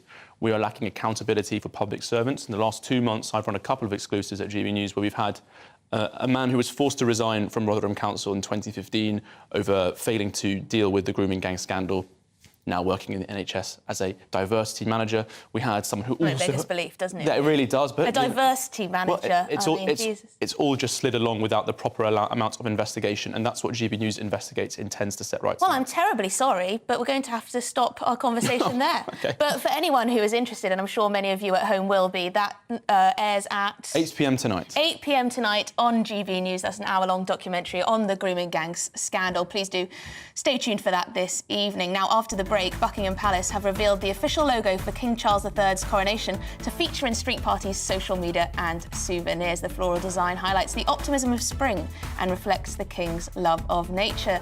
But questions, of course, still hang over which names will actually be on the guest list for the grand event. But first, let's have a look at the news, at the weather. Hello there, I'm Jonathan Vautry here with your latest weather update from the Met Office. Hope you've enjoyed the weekend so far. It has been a fairly settled and dry one for many of us, and that is thanks to high pressure that is centred across continental Europe and stretching its way into the UK, keeping those weather fronts at bay to the north. There is a bit more of a squeeze in the isobars across parts of Scotland, so it is breezier here. Underneath that high pressure centre though, there is a fair amount of cloud, and that will stay with us into the evening and overnight. A few breaks are possible, I think particularly for parts of north-east Scotland into parts of Wales later on. So it's here where temperatures will drop down a bit more overnight, down into low single figures. A patchy frost and some fog are possible, but where we hold on to the cloud for the vast majority, it will stay frost-free around 7 to 6 degrees Celsius. Into tomorrow, the cloud is going to stay in place, particularly for southeastern areas of England, so it will be another fairly grey and drab day here. But the breeze picking up across some western areas will allow a few more breaks in that cloud for parts of southwest England, Wales, Northern Ireland and into northern areas of England and Scotland as well. So where you get those sunnier breaks and those mild temperatures around 10 degrees Celsius, it will be relatively pleasant. Into the overnight period, we'll continue to see more of that cloud breaking up. So perhaps an increased chance of some frost now across parts of Scotland, northern England as we move into the early hours of Monday morning. And again, the risk of some fog patches are possible as well.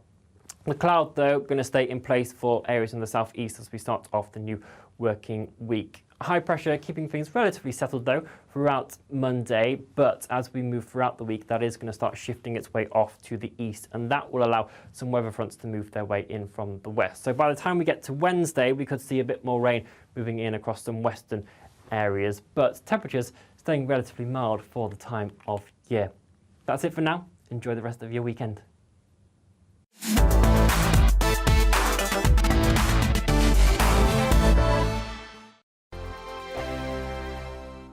Monday to Thursday, 9 p.m. till 11 p.m. Join me, Dan Wootton. I'll bring you the sharpest takes and hottest debates. Do you not believe in prisons? I don't believe in prisons. I'm completely stunned. I guarantee you there'll be no spin, no bias, no censorship. I actually was personally quite offended by it.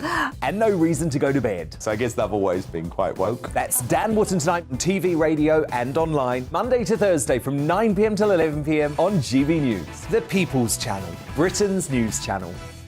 Hello, I'm Michelle Dewberry, and you can join me every weekday 6 till 7 on Jubes and Co. You're an inspiration to us all. Click that bit up. Well, you are. That's my ringtone. My political ambitions those days are gone, I can tell you. She's only teasing. Go on. He's probably going to want to lay down now. I'll give him 2 minutes to have one. Let's respectfully disagree. That's what we like on Jubes and Co. Come and join us. GB News, the People's Channel. Michelle Dewberry, weekday evenings at 6 o'clock. I'm Andrew Doyle. Join me at 7 o'clock every Sunday night for Free Speech Nation, the show where I tackle the week's biggest stories in politics and current affairs with the help of my 2 comedian panellists and a variety of special guests. Free Speech Nation, Sunday nights from 7 on GB News, the People's Channel, Britain's news channel. I'm Michael Portillo. Join me on GB News on a Sunday morning for topical discussion, debate, arts and culture, and sometimes even ethical dilemmas. I don't always agree with you, Michael. Michael Portillo, Sundays on GB News, the People's Channel, Britain's news channel.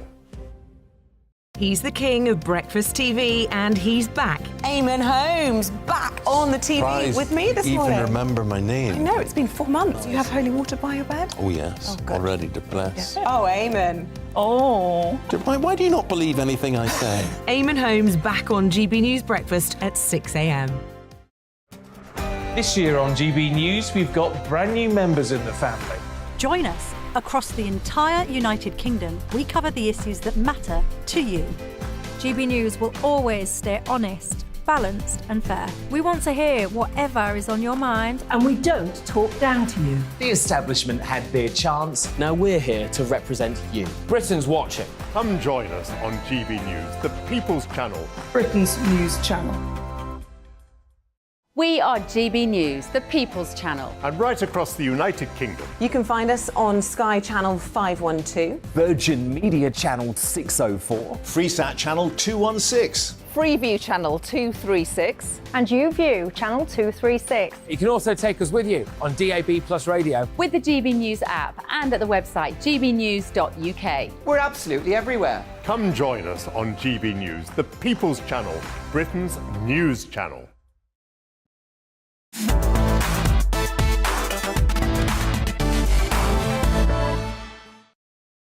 Yes, welcome back. This is Real Britain on GB News, on TV, online and digital radio. Now, Buckingham Palace have unveiled a coronation emblem inspired by the King's love of nature and the happy optimism of spring. There is also much talk over who will and who won't make the official guest lists.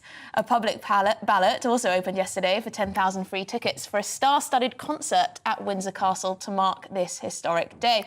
Joining me now to discuss this is former royal correspondent at The Sun, Charles Ray. Now, I don't mean to be rude, but why should I be excited about this emblem?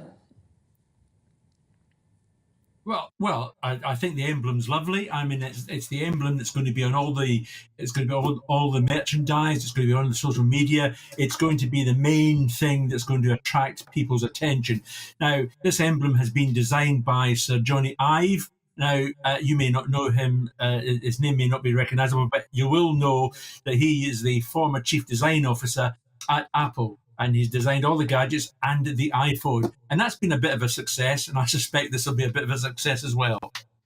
It is actually. I'm looking at it on the screen right now, and it is rather nice. I can picture it on tea towels up and down the country, on mugs and other crockery, perhaps. I can imagine it on those sort of things.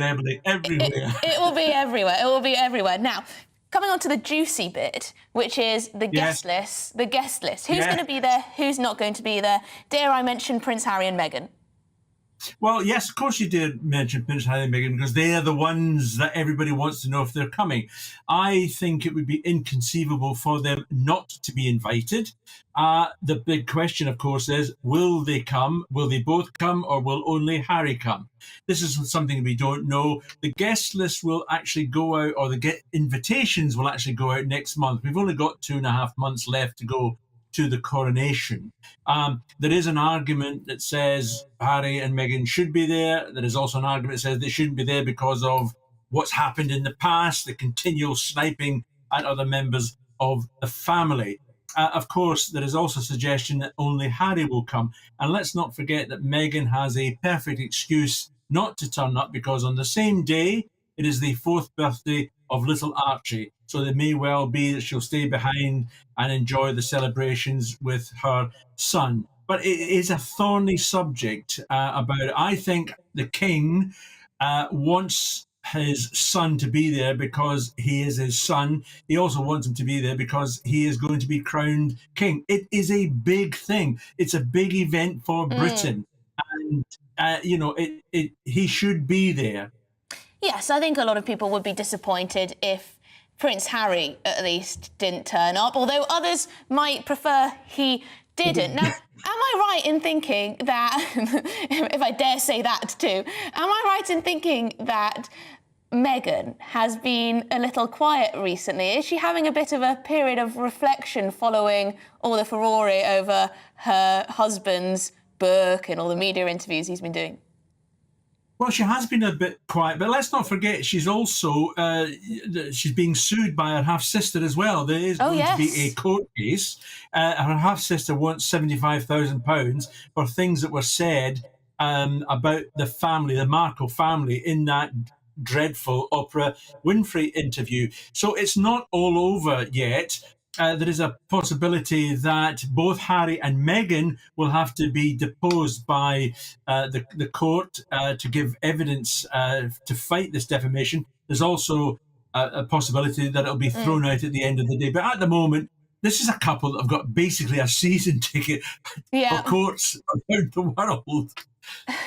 Well, so you don't think she's not having a period of reflection, probably warming up for what's coming next? I don't think she is, Emily. I just think that it was Harry's game, if you like, with the book and the interviews. He was on board doing it all. There wasn't any need for Meghan to get involved. And if she had done, what would have happened? It would have been meltdown in the newspapers and on the media and everything else.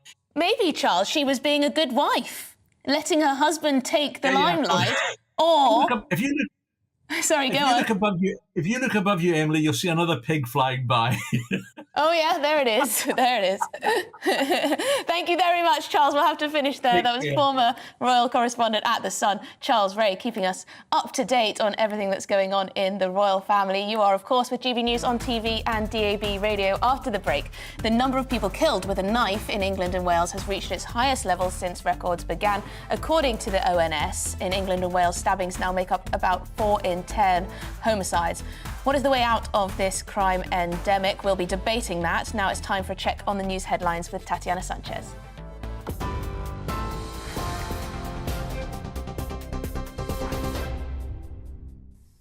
Emily, thank you. Good afternoon. This is the latest from the GB newsroom.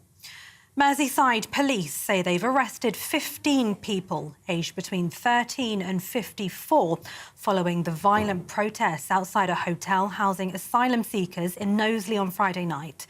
Witnesses described the scene around the Suites Hotel as being like a war zone, as demonstrators threw missiles and set fire to a police van. More than 2,000 migrants have crossed the English Channel so far this year. That's according to Home Office figures. 110 people made the dangerous journey in 3 small boats yesterday. There have now been more crossings in 2023 than in January and February of 2022 combined. UN AIDS Chief Martin Griffiths is warning that the death toll in Turkey and Syria from Monday's earthquakes could double. His comments come as the number of confirmed dead has now passed 25,000. Despite the conditions, rescuers have continued to find some survivors in the rubble, but they say the window is now closing. As the search for missing mother of 2, Nicola Bulley, continues 16 days since her disappearance, her partner says his gut instinct tells him she did not fall into the River Wyre. Paul Ansell was speaking to 5 News. Lancashire police say they suspect the mother of 2 fell into the river, but no trace of her has been found. They're now focusing their search further downstream and out towards the coast. A British drug dealer has been arrested in Thailand after a 5-year hunt by the National Crime Agency. Richard Wakeling from Essex attempted to import £8 million worth of liquid amphetamine into the UK in 2016. The 55-year-old fled in 2018 before his trial began and was sentenced to 11 years in his absence.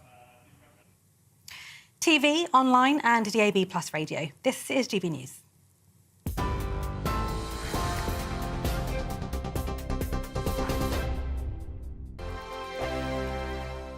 He's the king of breakfast TV and he's back. Eamon Holmes back on the TV Surprised with me this morning. Even remember my name. I know, it's been 4 months. You have holy water by your bed? Oh, yes. Oh, good. Already to bless. Oh, Eamon. Oh. Why do you not believe anything I say? Eamon Holmes back on GB News Breakfast at 6 a.m. Here on GB News Live, we'll be keeping you in the picture, finding out what's happening across the country and finding out why it matters to you. We'll have the facts fast with our team of reporters and specialist correspondents. Wherever it's happening, we'll be there from 12 noon on TV, radio and online. GB News, the People's Channel, Britain's news channel. I'm Michael Portillo. Join me on GB News on a Sunday morning for topical discussion, debate, arts and culture, and sometimes even ethical dilemmas. I don't always agree with you, Michael. Michael Portillo, Sundays on GB News, the People's Channel, Britain's news channel. Hello, I'm Michelle Dewberry, and you can join me every weekday 6 till 7 on Jubes and Kerr. You're an inspiration to us all. Click that bit up. Well, you are. That's my ringtone. My political ambitions those days are gone, I can tell you. She's only teasing. Go on. He's probably going to want to lay down now. I'll give him 2 minutes to have one. Let's respectfully disagree. That's what we like on Jubes and Kerr. Come and join us. GB News, the People's Channel. Michelle Dewberry, weekday evenings at 6 o'clock.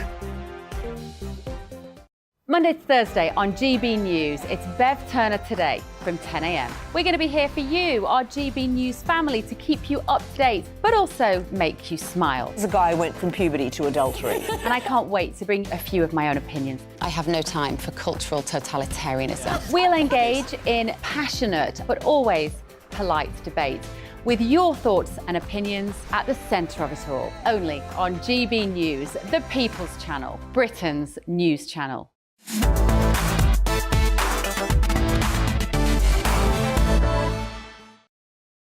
Welcome back. This is Real Britain with me, Emily Carver, on GB News, on your TV, online and radio. On to some football news. Several Premier League clubs have privately distanced themselves from the proposed new version of the European Super League. 5 clubs have indicated they want no involvement in the ESL, with a senior exec from a London team describing the latest push as all hot air. Sports broadcaster and journalist Aidan McGee joins me now. So, football's most divisive project is back with a bang. Well, I was right in the thick of it, Emily, back in April 2021. I was at Chelsea. The announcement had been made in the morning by Real Madrid, the president, Florentino Perez, saying that the intention was that 16 teams would break away, so the strongest teams in the 3 or 4 big leagues around Europe. So I thought, maybe it's serious. It's going to have, if they want it to happen. The threat for years, ever since I was a child, was that one day the big clubs would break away. But they'll take their ball and they'll go and play amongst themselves, stuff the rest of you. Now, it was a real threat because other clubs outside of that, the commercial value is in those big clubs. They need to be playing the big clubs in order to increase their income. They've got a centralised television deal as well, so everyone gets a slice of it. But it was just pure greed, really. It was basically saying, look, the deal's already very, very lucrative, but we want even more of it. So they pushed away. Now, I was at Chelsea. There was no crowd in us that night because we were still in the midst of COVID. They were playing Brighton, and I was told there's going to be a protest. And I thought, yeah, right, Chelsea fans protest. That'd be three people holding a sandwich board, And so I was there, and then I'll tell you what, I was wrong because within an hour, I was swamped. The place was mobbed. Don't forget, fans weren't even allowed. What they were actually engaging in illegal activity. Well, I'm confused, Aidan. If the fans caused this project to... They didn't. No, they caused it. They don't want it. But I was under mistaken belief that Chelsea fans, because it might benefit Chelsea because they're one of the breakaway clubs. I thought, well, they're not going to have too much of a fuss about it. Maybe they want to play Juventus away on a Saturday. So all these fans turned up, and I'd never seen anything like it. It was incredible, the ferocity of the protest. And what it means is you don't play domestic games, effectively, you play European games. Some bloke held up a banner saying, we want our Tuesday nights in Stoke. So why is it back? Why is this idea not being left in the dustbin? Because I was never convinced that, given that the top 6 clubs in England pulled away from it within 36 hours, they literally capitulated like you've never seen before. The European clubs, of which Spain, Italy would be crucial components of that, they don't get the TV deal. They haven't arranged their TV rights the way the Premier League has, so they don't get the slice of the pie. When they sign big players, it's because they borrowed money from a bank, OK, and they just pay it back through the gate. So they want it more than the Premier League clubs do. The issue was PR, as I was explaining to you in the break. The PR around it last time was terrible. This time they've got a PR company involved in Spain, but it's been set up in Madrid, so you can guess who's behind it. It's Real Madrid. They want this to happen. I was told, actually, even 20 months ago when I was covering the story, this won't go away, this will come back. I thought, that's not right. But again, as usual, I was wrong. It has come back. This time, though, Emily, it was laughed out of court this week. Not out of court, literally, but, laughed out of the court of public opinion. They just thought, the fans over here realised that, if we protest like we did last time, it's not going to happen. But does that mean it's game over for this idea, or is it going to keep recurring, Well, they've modified it. They've modified it. So this time they've said, we will have it. It was going to be a closed shop. They're going to say, right, QPR around the corner from here. You're not ever going to get into it because you're a small club and you don't generate enough money, right? So, but now they're saying they're having promotion and relegation. Instead of 16 teams, it's going to be 80 teams. So, but that's all it said. It didn't say who's going to be in it, who was going to invite it, what the criteria would be. And so it was very muddled, and if the aim of it was to improve the PR, they actually muddied the waters even further. So fans are not behind this, and if you haven't got fans behind it, if you haven't got your customer behind it, and this isn't the same as Boots merging with Superdrug and everyone going to the same shop. Football fans are different. It's like buying a newspaper. My dad didn't give up the Sunday Express until he'd been thinking about it for a year, until he finally bought the Mail on Sunday. So that's what you're talking about here. This is an emotional attachment. This is an investment of money, time, everything else. And I don't think once fans have decided that they don't want to be part of something, it's difficult to change their mind. Well, there you go. I'll keep an eye out to see if this thing actually takes off, if it actually happens. It will resurface at some point, but you know what? They're already making an absolute fortune in the Premier League. It's utter greed. Well, there you go. It is utter greed, probably. Most likely. Let me know what you think on that. Thank you very much indeed, sports broadcaster and journalist Aidan McGee with me in the studio. Now we're going to be moving on to a wildlife hospital and sanctuary has said it's struggling due to the cost of living crisis. The North London charity says it suffered huge losses during the pandemic, and with visitor numbers falling and cost of animal food rising, it's now fearful for its future. GB News London reporter Lisa Hartle brings us this report. The Wildlife Rescue and Ambulance Service has been open for 22 years. Based in Trent Park, North London, wild animals and abandoned pets are nursed back to health. And for those that can't be released back into the wild or rehomed, a home is offered where there is room. Since COVID and now the cost of living, that's done it again. We've had to shut the shop 2 times a week because I can't afford to pay someone to work out there. And footfall's gone down anyway, so of course the centre's not making any money. The charity relies on donations, the money brought in from visitors paying to visit the animal sanctuary and cafe. But since the cost of living crisis, the charity has struggled. Not quite sure how much it cost at the moment, but last year it cost us to run this centre 174,000. The calls are all day long. They'll get worse as springtime arrives. So there's more of a workload. We could take in so much more if we had the space, but we have to look upon the cost. You can only deal with what you've either got the space for or what you've got the money to deal with. We've noticed a drop in the footfall at the moment, whether people are not spending so much, people are not visiting the centre so much because of cost, and donations have dropped. People have cancelled direct debits, probably because they can't afford to do it no more.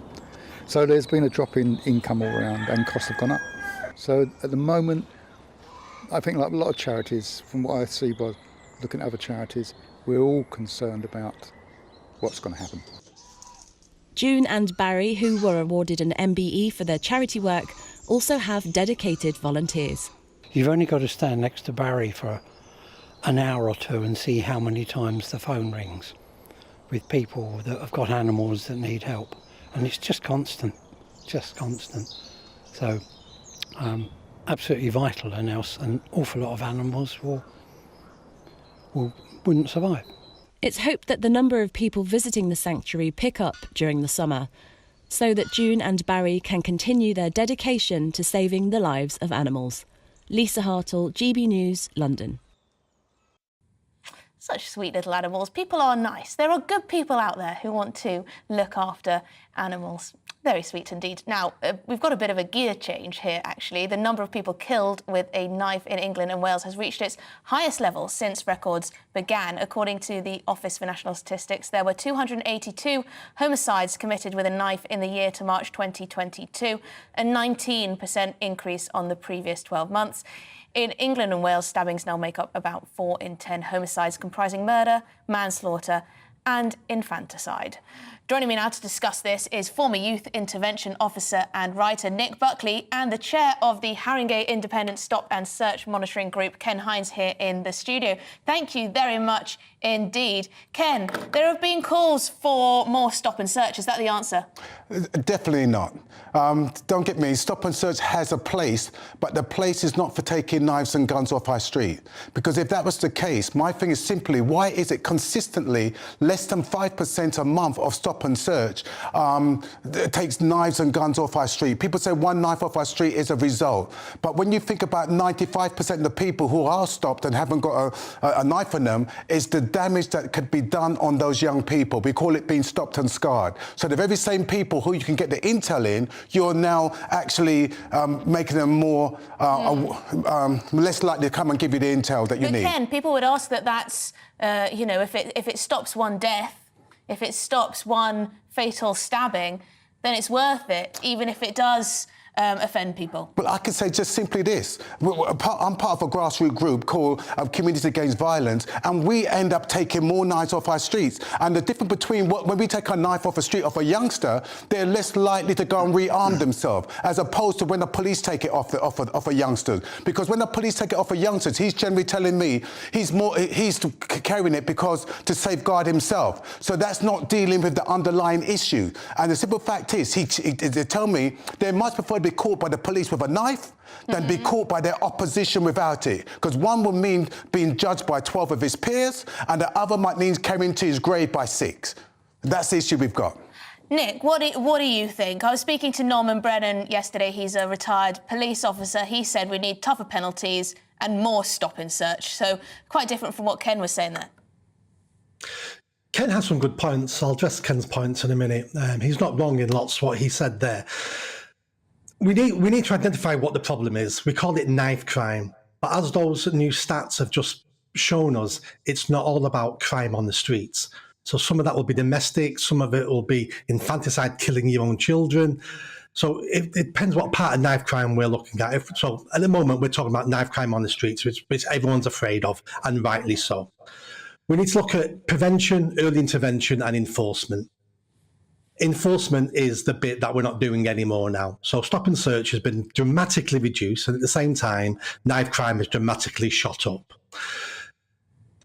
It gets very political when we're talking about stop and search, but the answer to this is to go back to the people that live in those areas.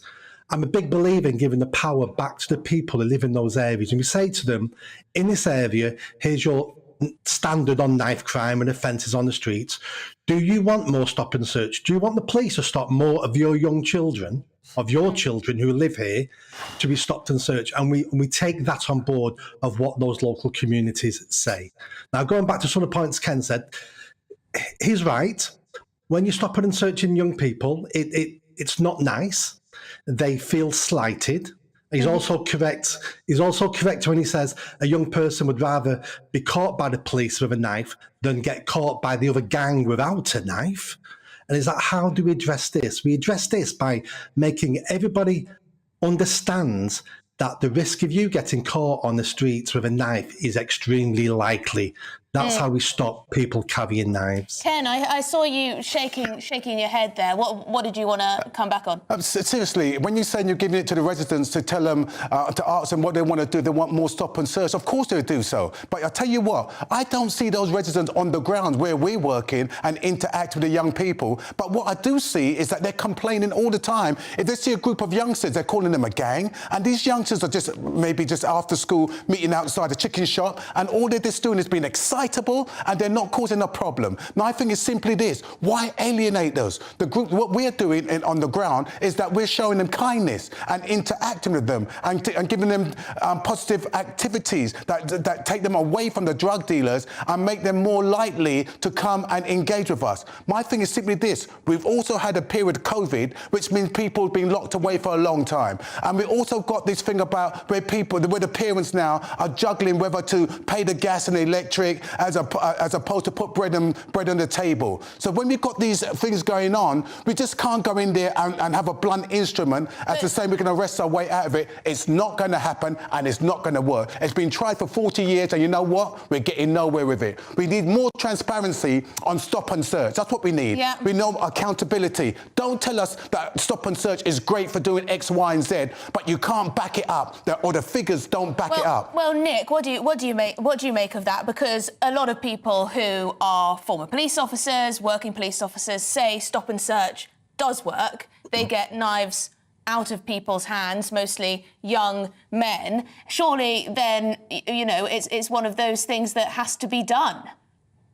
Stop and search does work.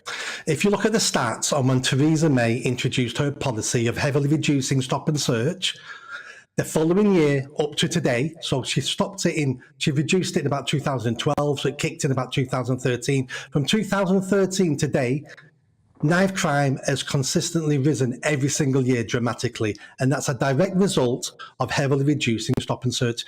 They are correlated, they are connected. Stop and search isn't the only tool we should use. It's not, we have a problem, let's go on the streets and stop and search everybody. It's one tool that we have. We need education, we need early intervention, we need young people understanding the consequences of their action. And something we don't do in neighbourhoods is when we catch somebody with a knife and we prosecute him, that name and that picture should be plastered all over the area saying, this is what happens when we catch you with a knife, this is what happens. Because at the moment, young people where I work don't even know police stop people and search them for knives. Can you imagine showing a young person's face, plaster it out there because he's been carrying a knife? You're going to make him more a target for others to step up and say, well, we know that he's possibly carrying a knife, so if I'm going to have any kind of conflict with him, I'm going to stab him up first before giving him a chance to take out his knife. Well, you're putting them more at danger. That is a good point, but also it's often said, this debate often comes down to whether people think stop and search is racist, because if you look at towns like London, unfortunately, you're more likely to be killed by a knife if you're a young black man, and you're also more likely to be a perpetrator. So surely, if you're going to stop and search the right people, it may well be that you end up stopping more black young men and young black men may be offended. Innocent black men. Innocent black men will be offended, obviously. And I can't imagine what it's like being stopped and searched. I know I would hate it. But surely it's a price worth paying, Ken, if it stops people dying. Personally, I believe, one thing I would agree with, we need tougher sentencing, because I'm fed up that when these young people do get caught with a knife, they get slapped on the wrist, and then, so therefore, it emboldens them. And not only emboldens them, it emboldens their friends. I believe that if, you know, for every inch of the knife that you're caught with, you should be given a year. And let's forget parole in that situation. So I want to be tough on it, but let's be tough. And that would make an imprint straight away. But the other thing, if we're not going to do so, let's look at other avenues to see how we can better engage dealing with the emotional trauma that a lot of us is carrying, and giving them some sort of tools to actually recognise that trauma and to stop it from escalating into that red mist. And Nick, I think it's worth noting, and this is something that a lot of people will also raise when we're talking about the issue of knife crime, the problem of family breakdown, problem of deprivation, problem of not having a support system at home. If you've got that, you're highly unlikely to go out and carry a knife. All those things have a connection to this, but fatherlessness is the biggest problem we have in the UK. It's at the heart of all our social problems, the lack of fathers in the home. Poverty, no, I reject poverty has much to do with knife crime and crime in general, because you can find lots of pockets of poor people who don't commit crime. If we're looking at the race angle to this... It probably doesn't help, though. Pardon? It probably doesn't help, though. Lots of things don't help. TV, social media doesn't help. But I reject that they're that connected. It's family breakdown. It's living in an area that has no aspiration, where you're surrounded by criminality, where you see no future, where it seems to be a normal way of life. Failing education, you're not getting the guidance at home. All these things create poor citizens. They all don't go into crime and all don't go into knife crime, but it's not the best start in life. No, it's not That's why the prevention and early intervention needs to be happening there. Yeah, I completely agree with you. Thank you very much indeed. We're going to have to end the conversation there. And that was Nick Buckley and the chair of the Harrogate Independent Stop and Search Monitoring Group, Ken Hines, with us. Thank you very much indeed for coming in to discuss that. Now we are going to be moving on to our final story. This is a funny one. Jeremy Corbyn this week called for an end to the 2-child limit on benefits. Let's have a look at what he had to say. Some years ago, a 2-child policy was introduced on benefits.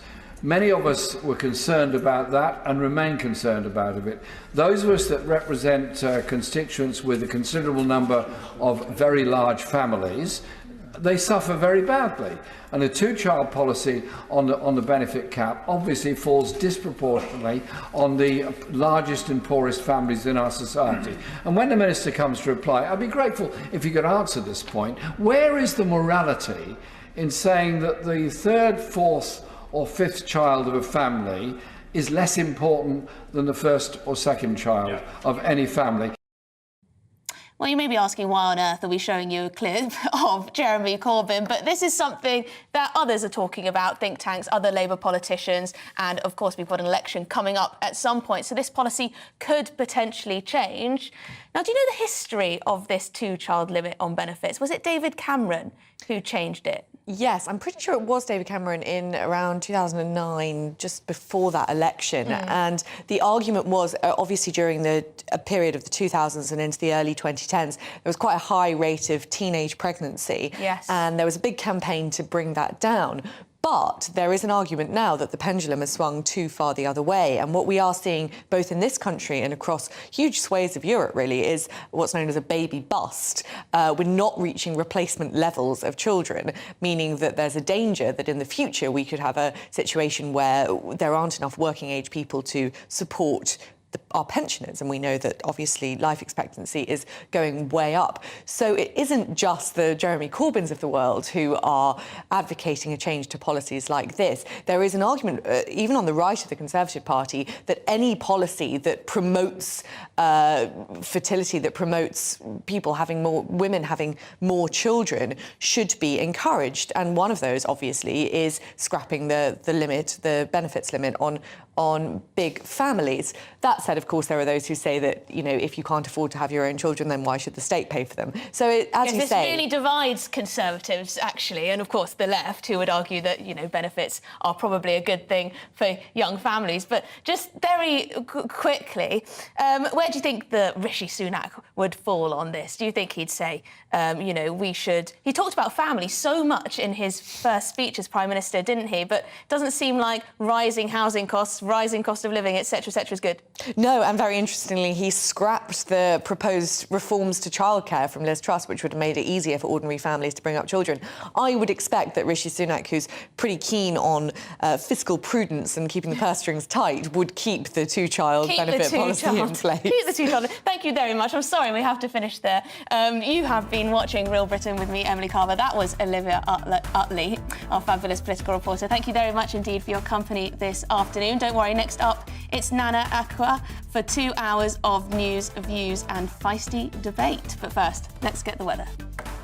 Hello there, I'm Jonathan Vautry here with your latest weather update from the Met Office. Hope you've been enjoying the weekend so far. It has been a fairly settled and dry one for many of us, and that is thanks to high pressure that is centred across continental Europe and stretching its way into the UK, keeping those weather fronts at bay to the north. There is a bit more of a squeeze in the isobars across parts of Scotland, so it is breezier here. Underneath that high pressure centre though, there is a fair amount of cloud, and that will stay with us into the evening and overnight. A few breaks are possible, I think particularly for parts of north-east Scotland into parts of Wales later on. So it's here where temperatures will drop down a bit more overnight, down into low single figures. A patchy frost and some fog are possible. But where we hold on to the cloud for the vast majority, it will stay frost-free around 7 to 6 degrees Celsius. Into tomorrow, the cloud is going to stay in place, particularly for southeastern areas of England, so it will be another fairly grey and drab day here. But the breeze picking up across some western areas will allow a few more breaks in that cloud for parts of southwest England, Wales, Northern Ireland and into northern areas of England and Scotland as well. So where you get those sunnier breaks and those mild temperatures around 10 degrees Celsius, it will be relatively pleasant. Into the overnight period, we'll continue to see more of that cloud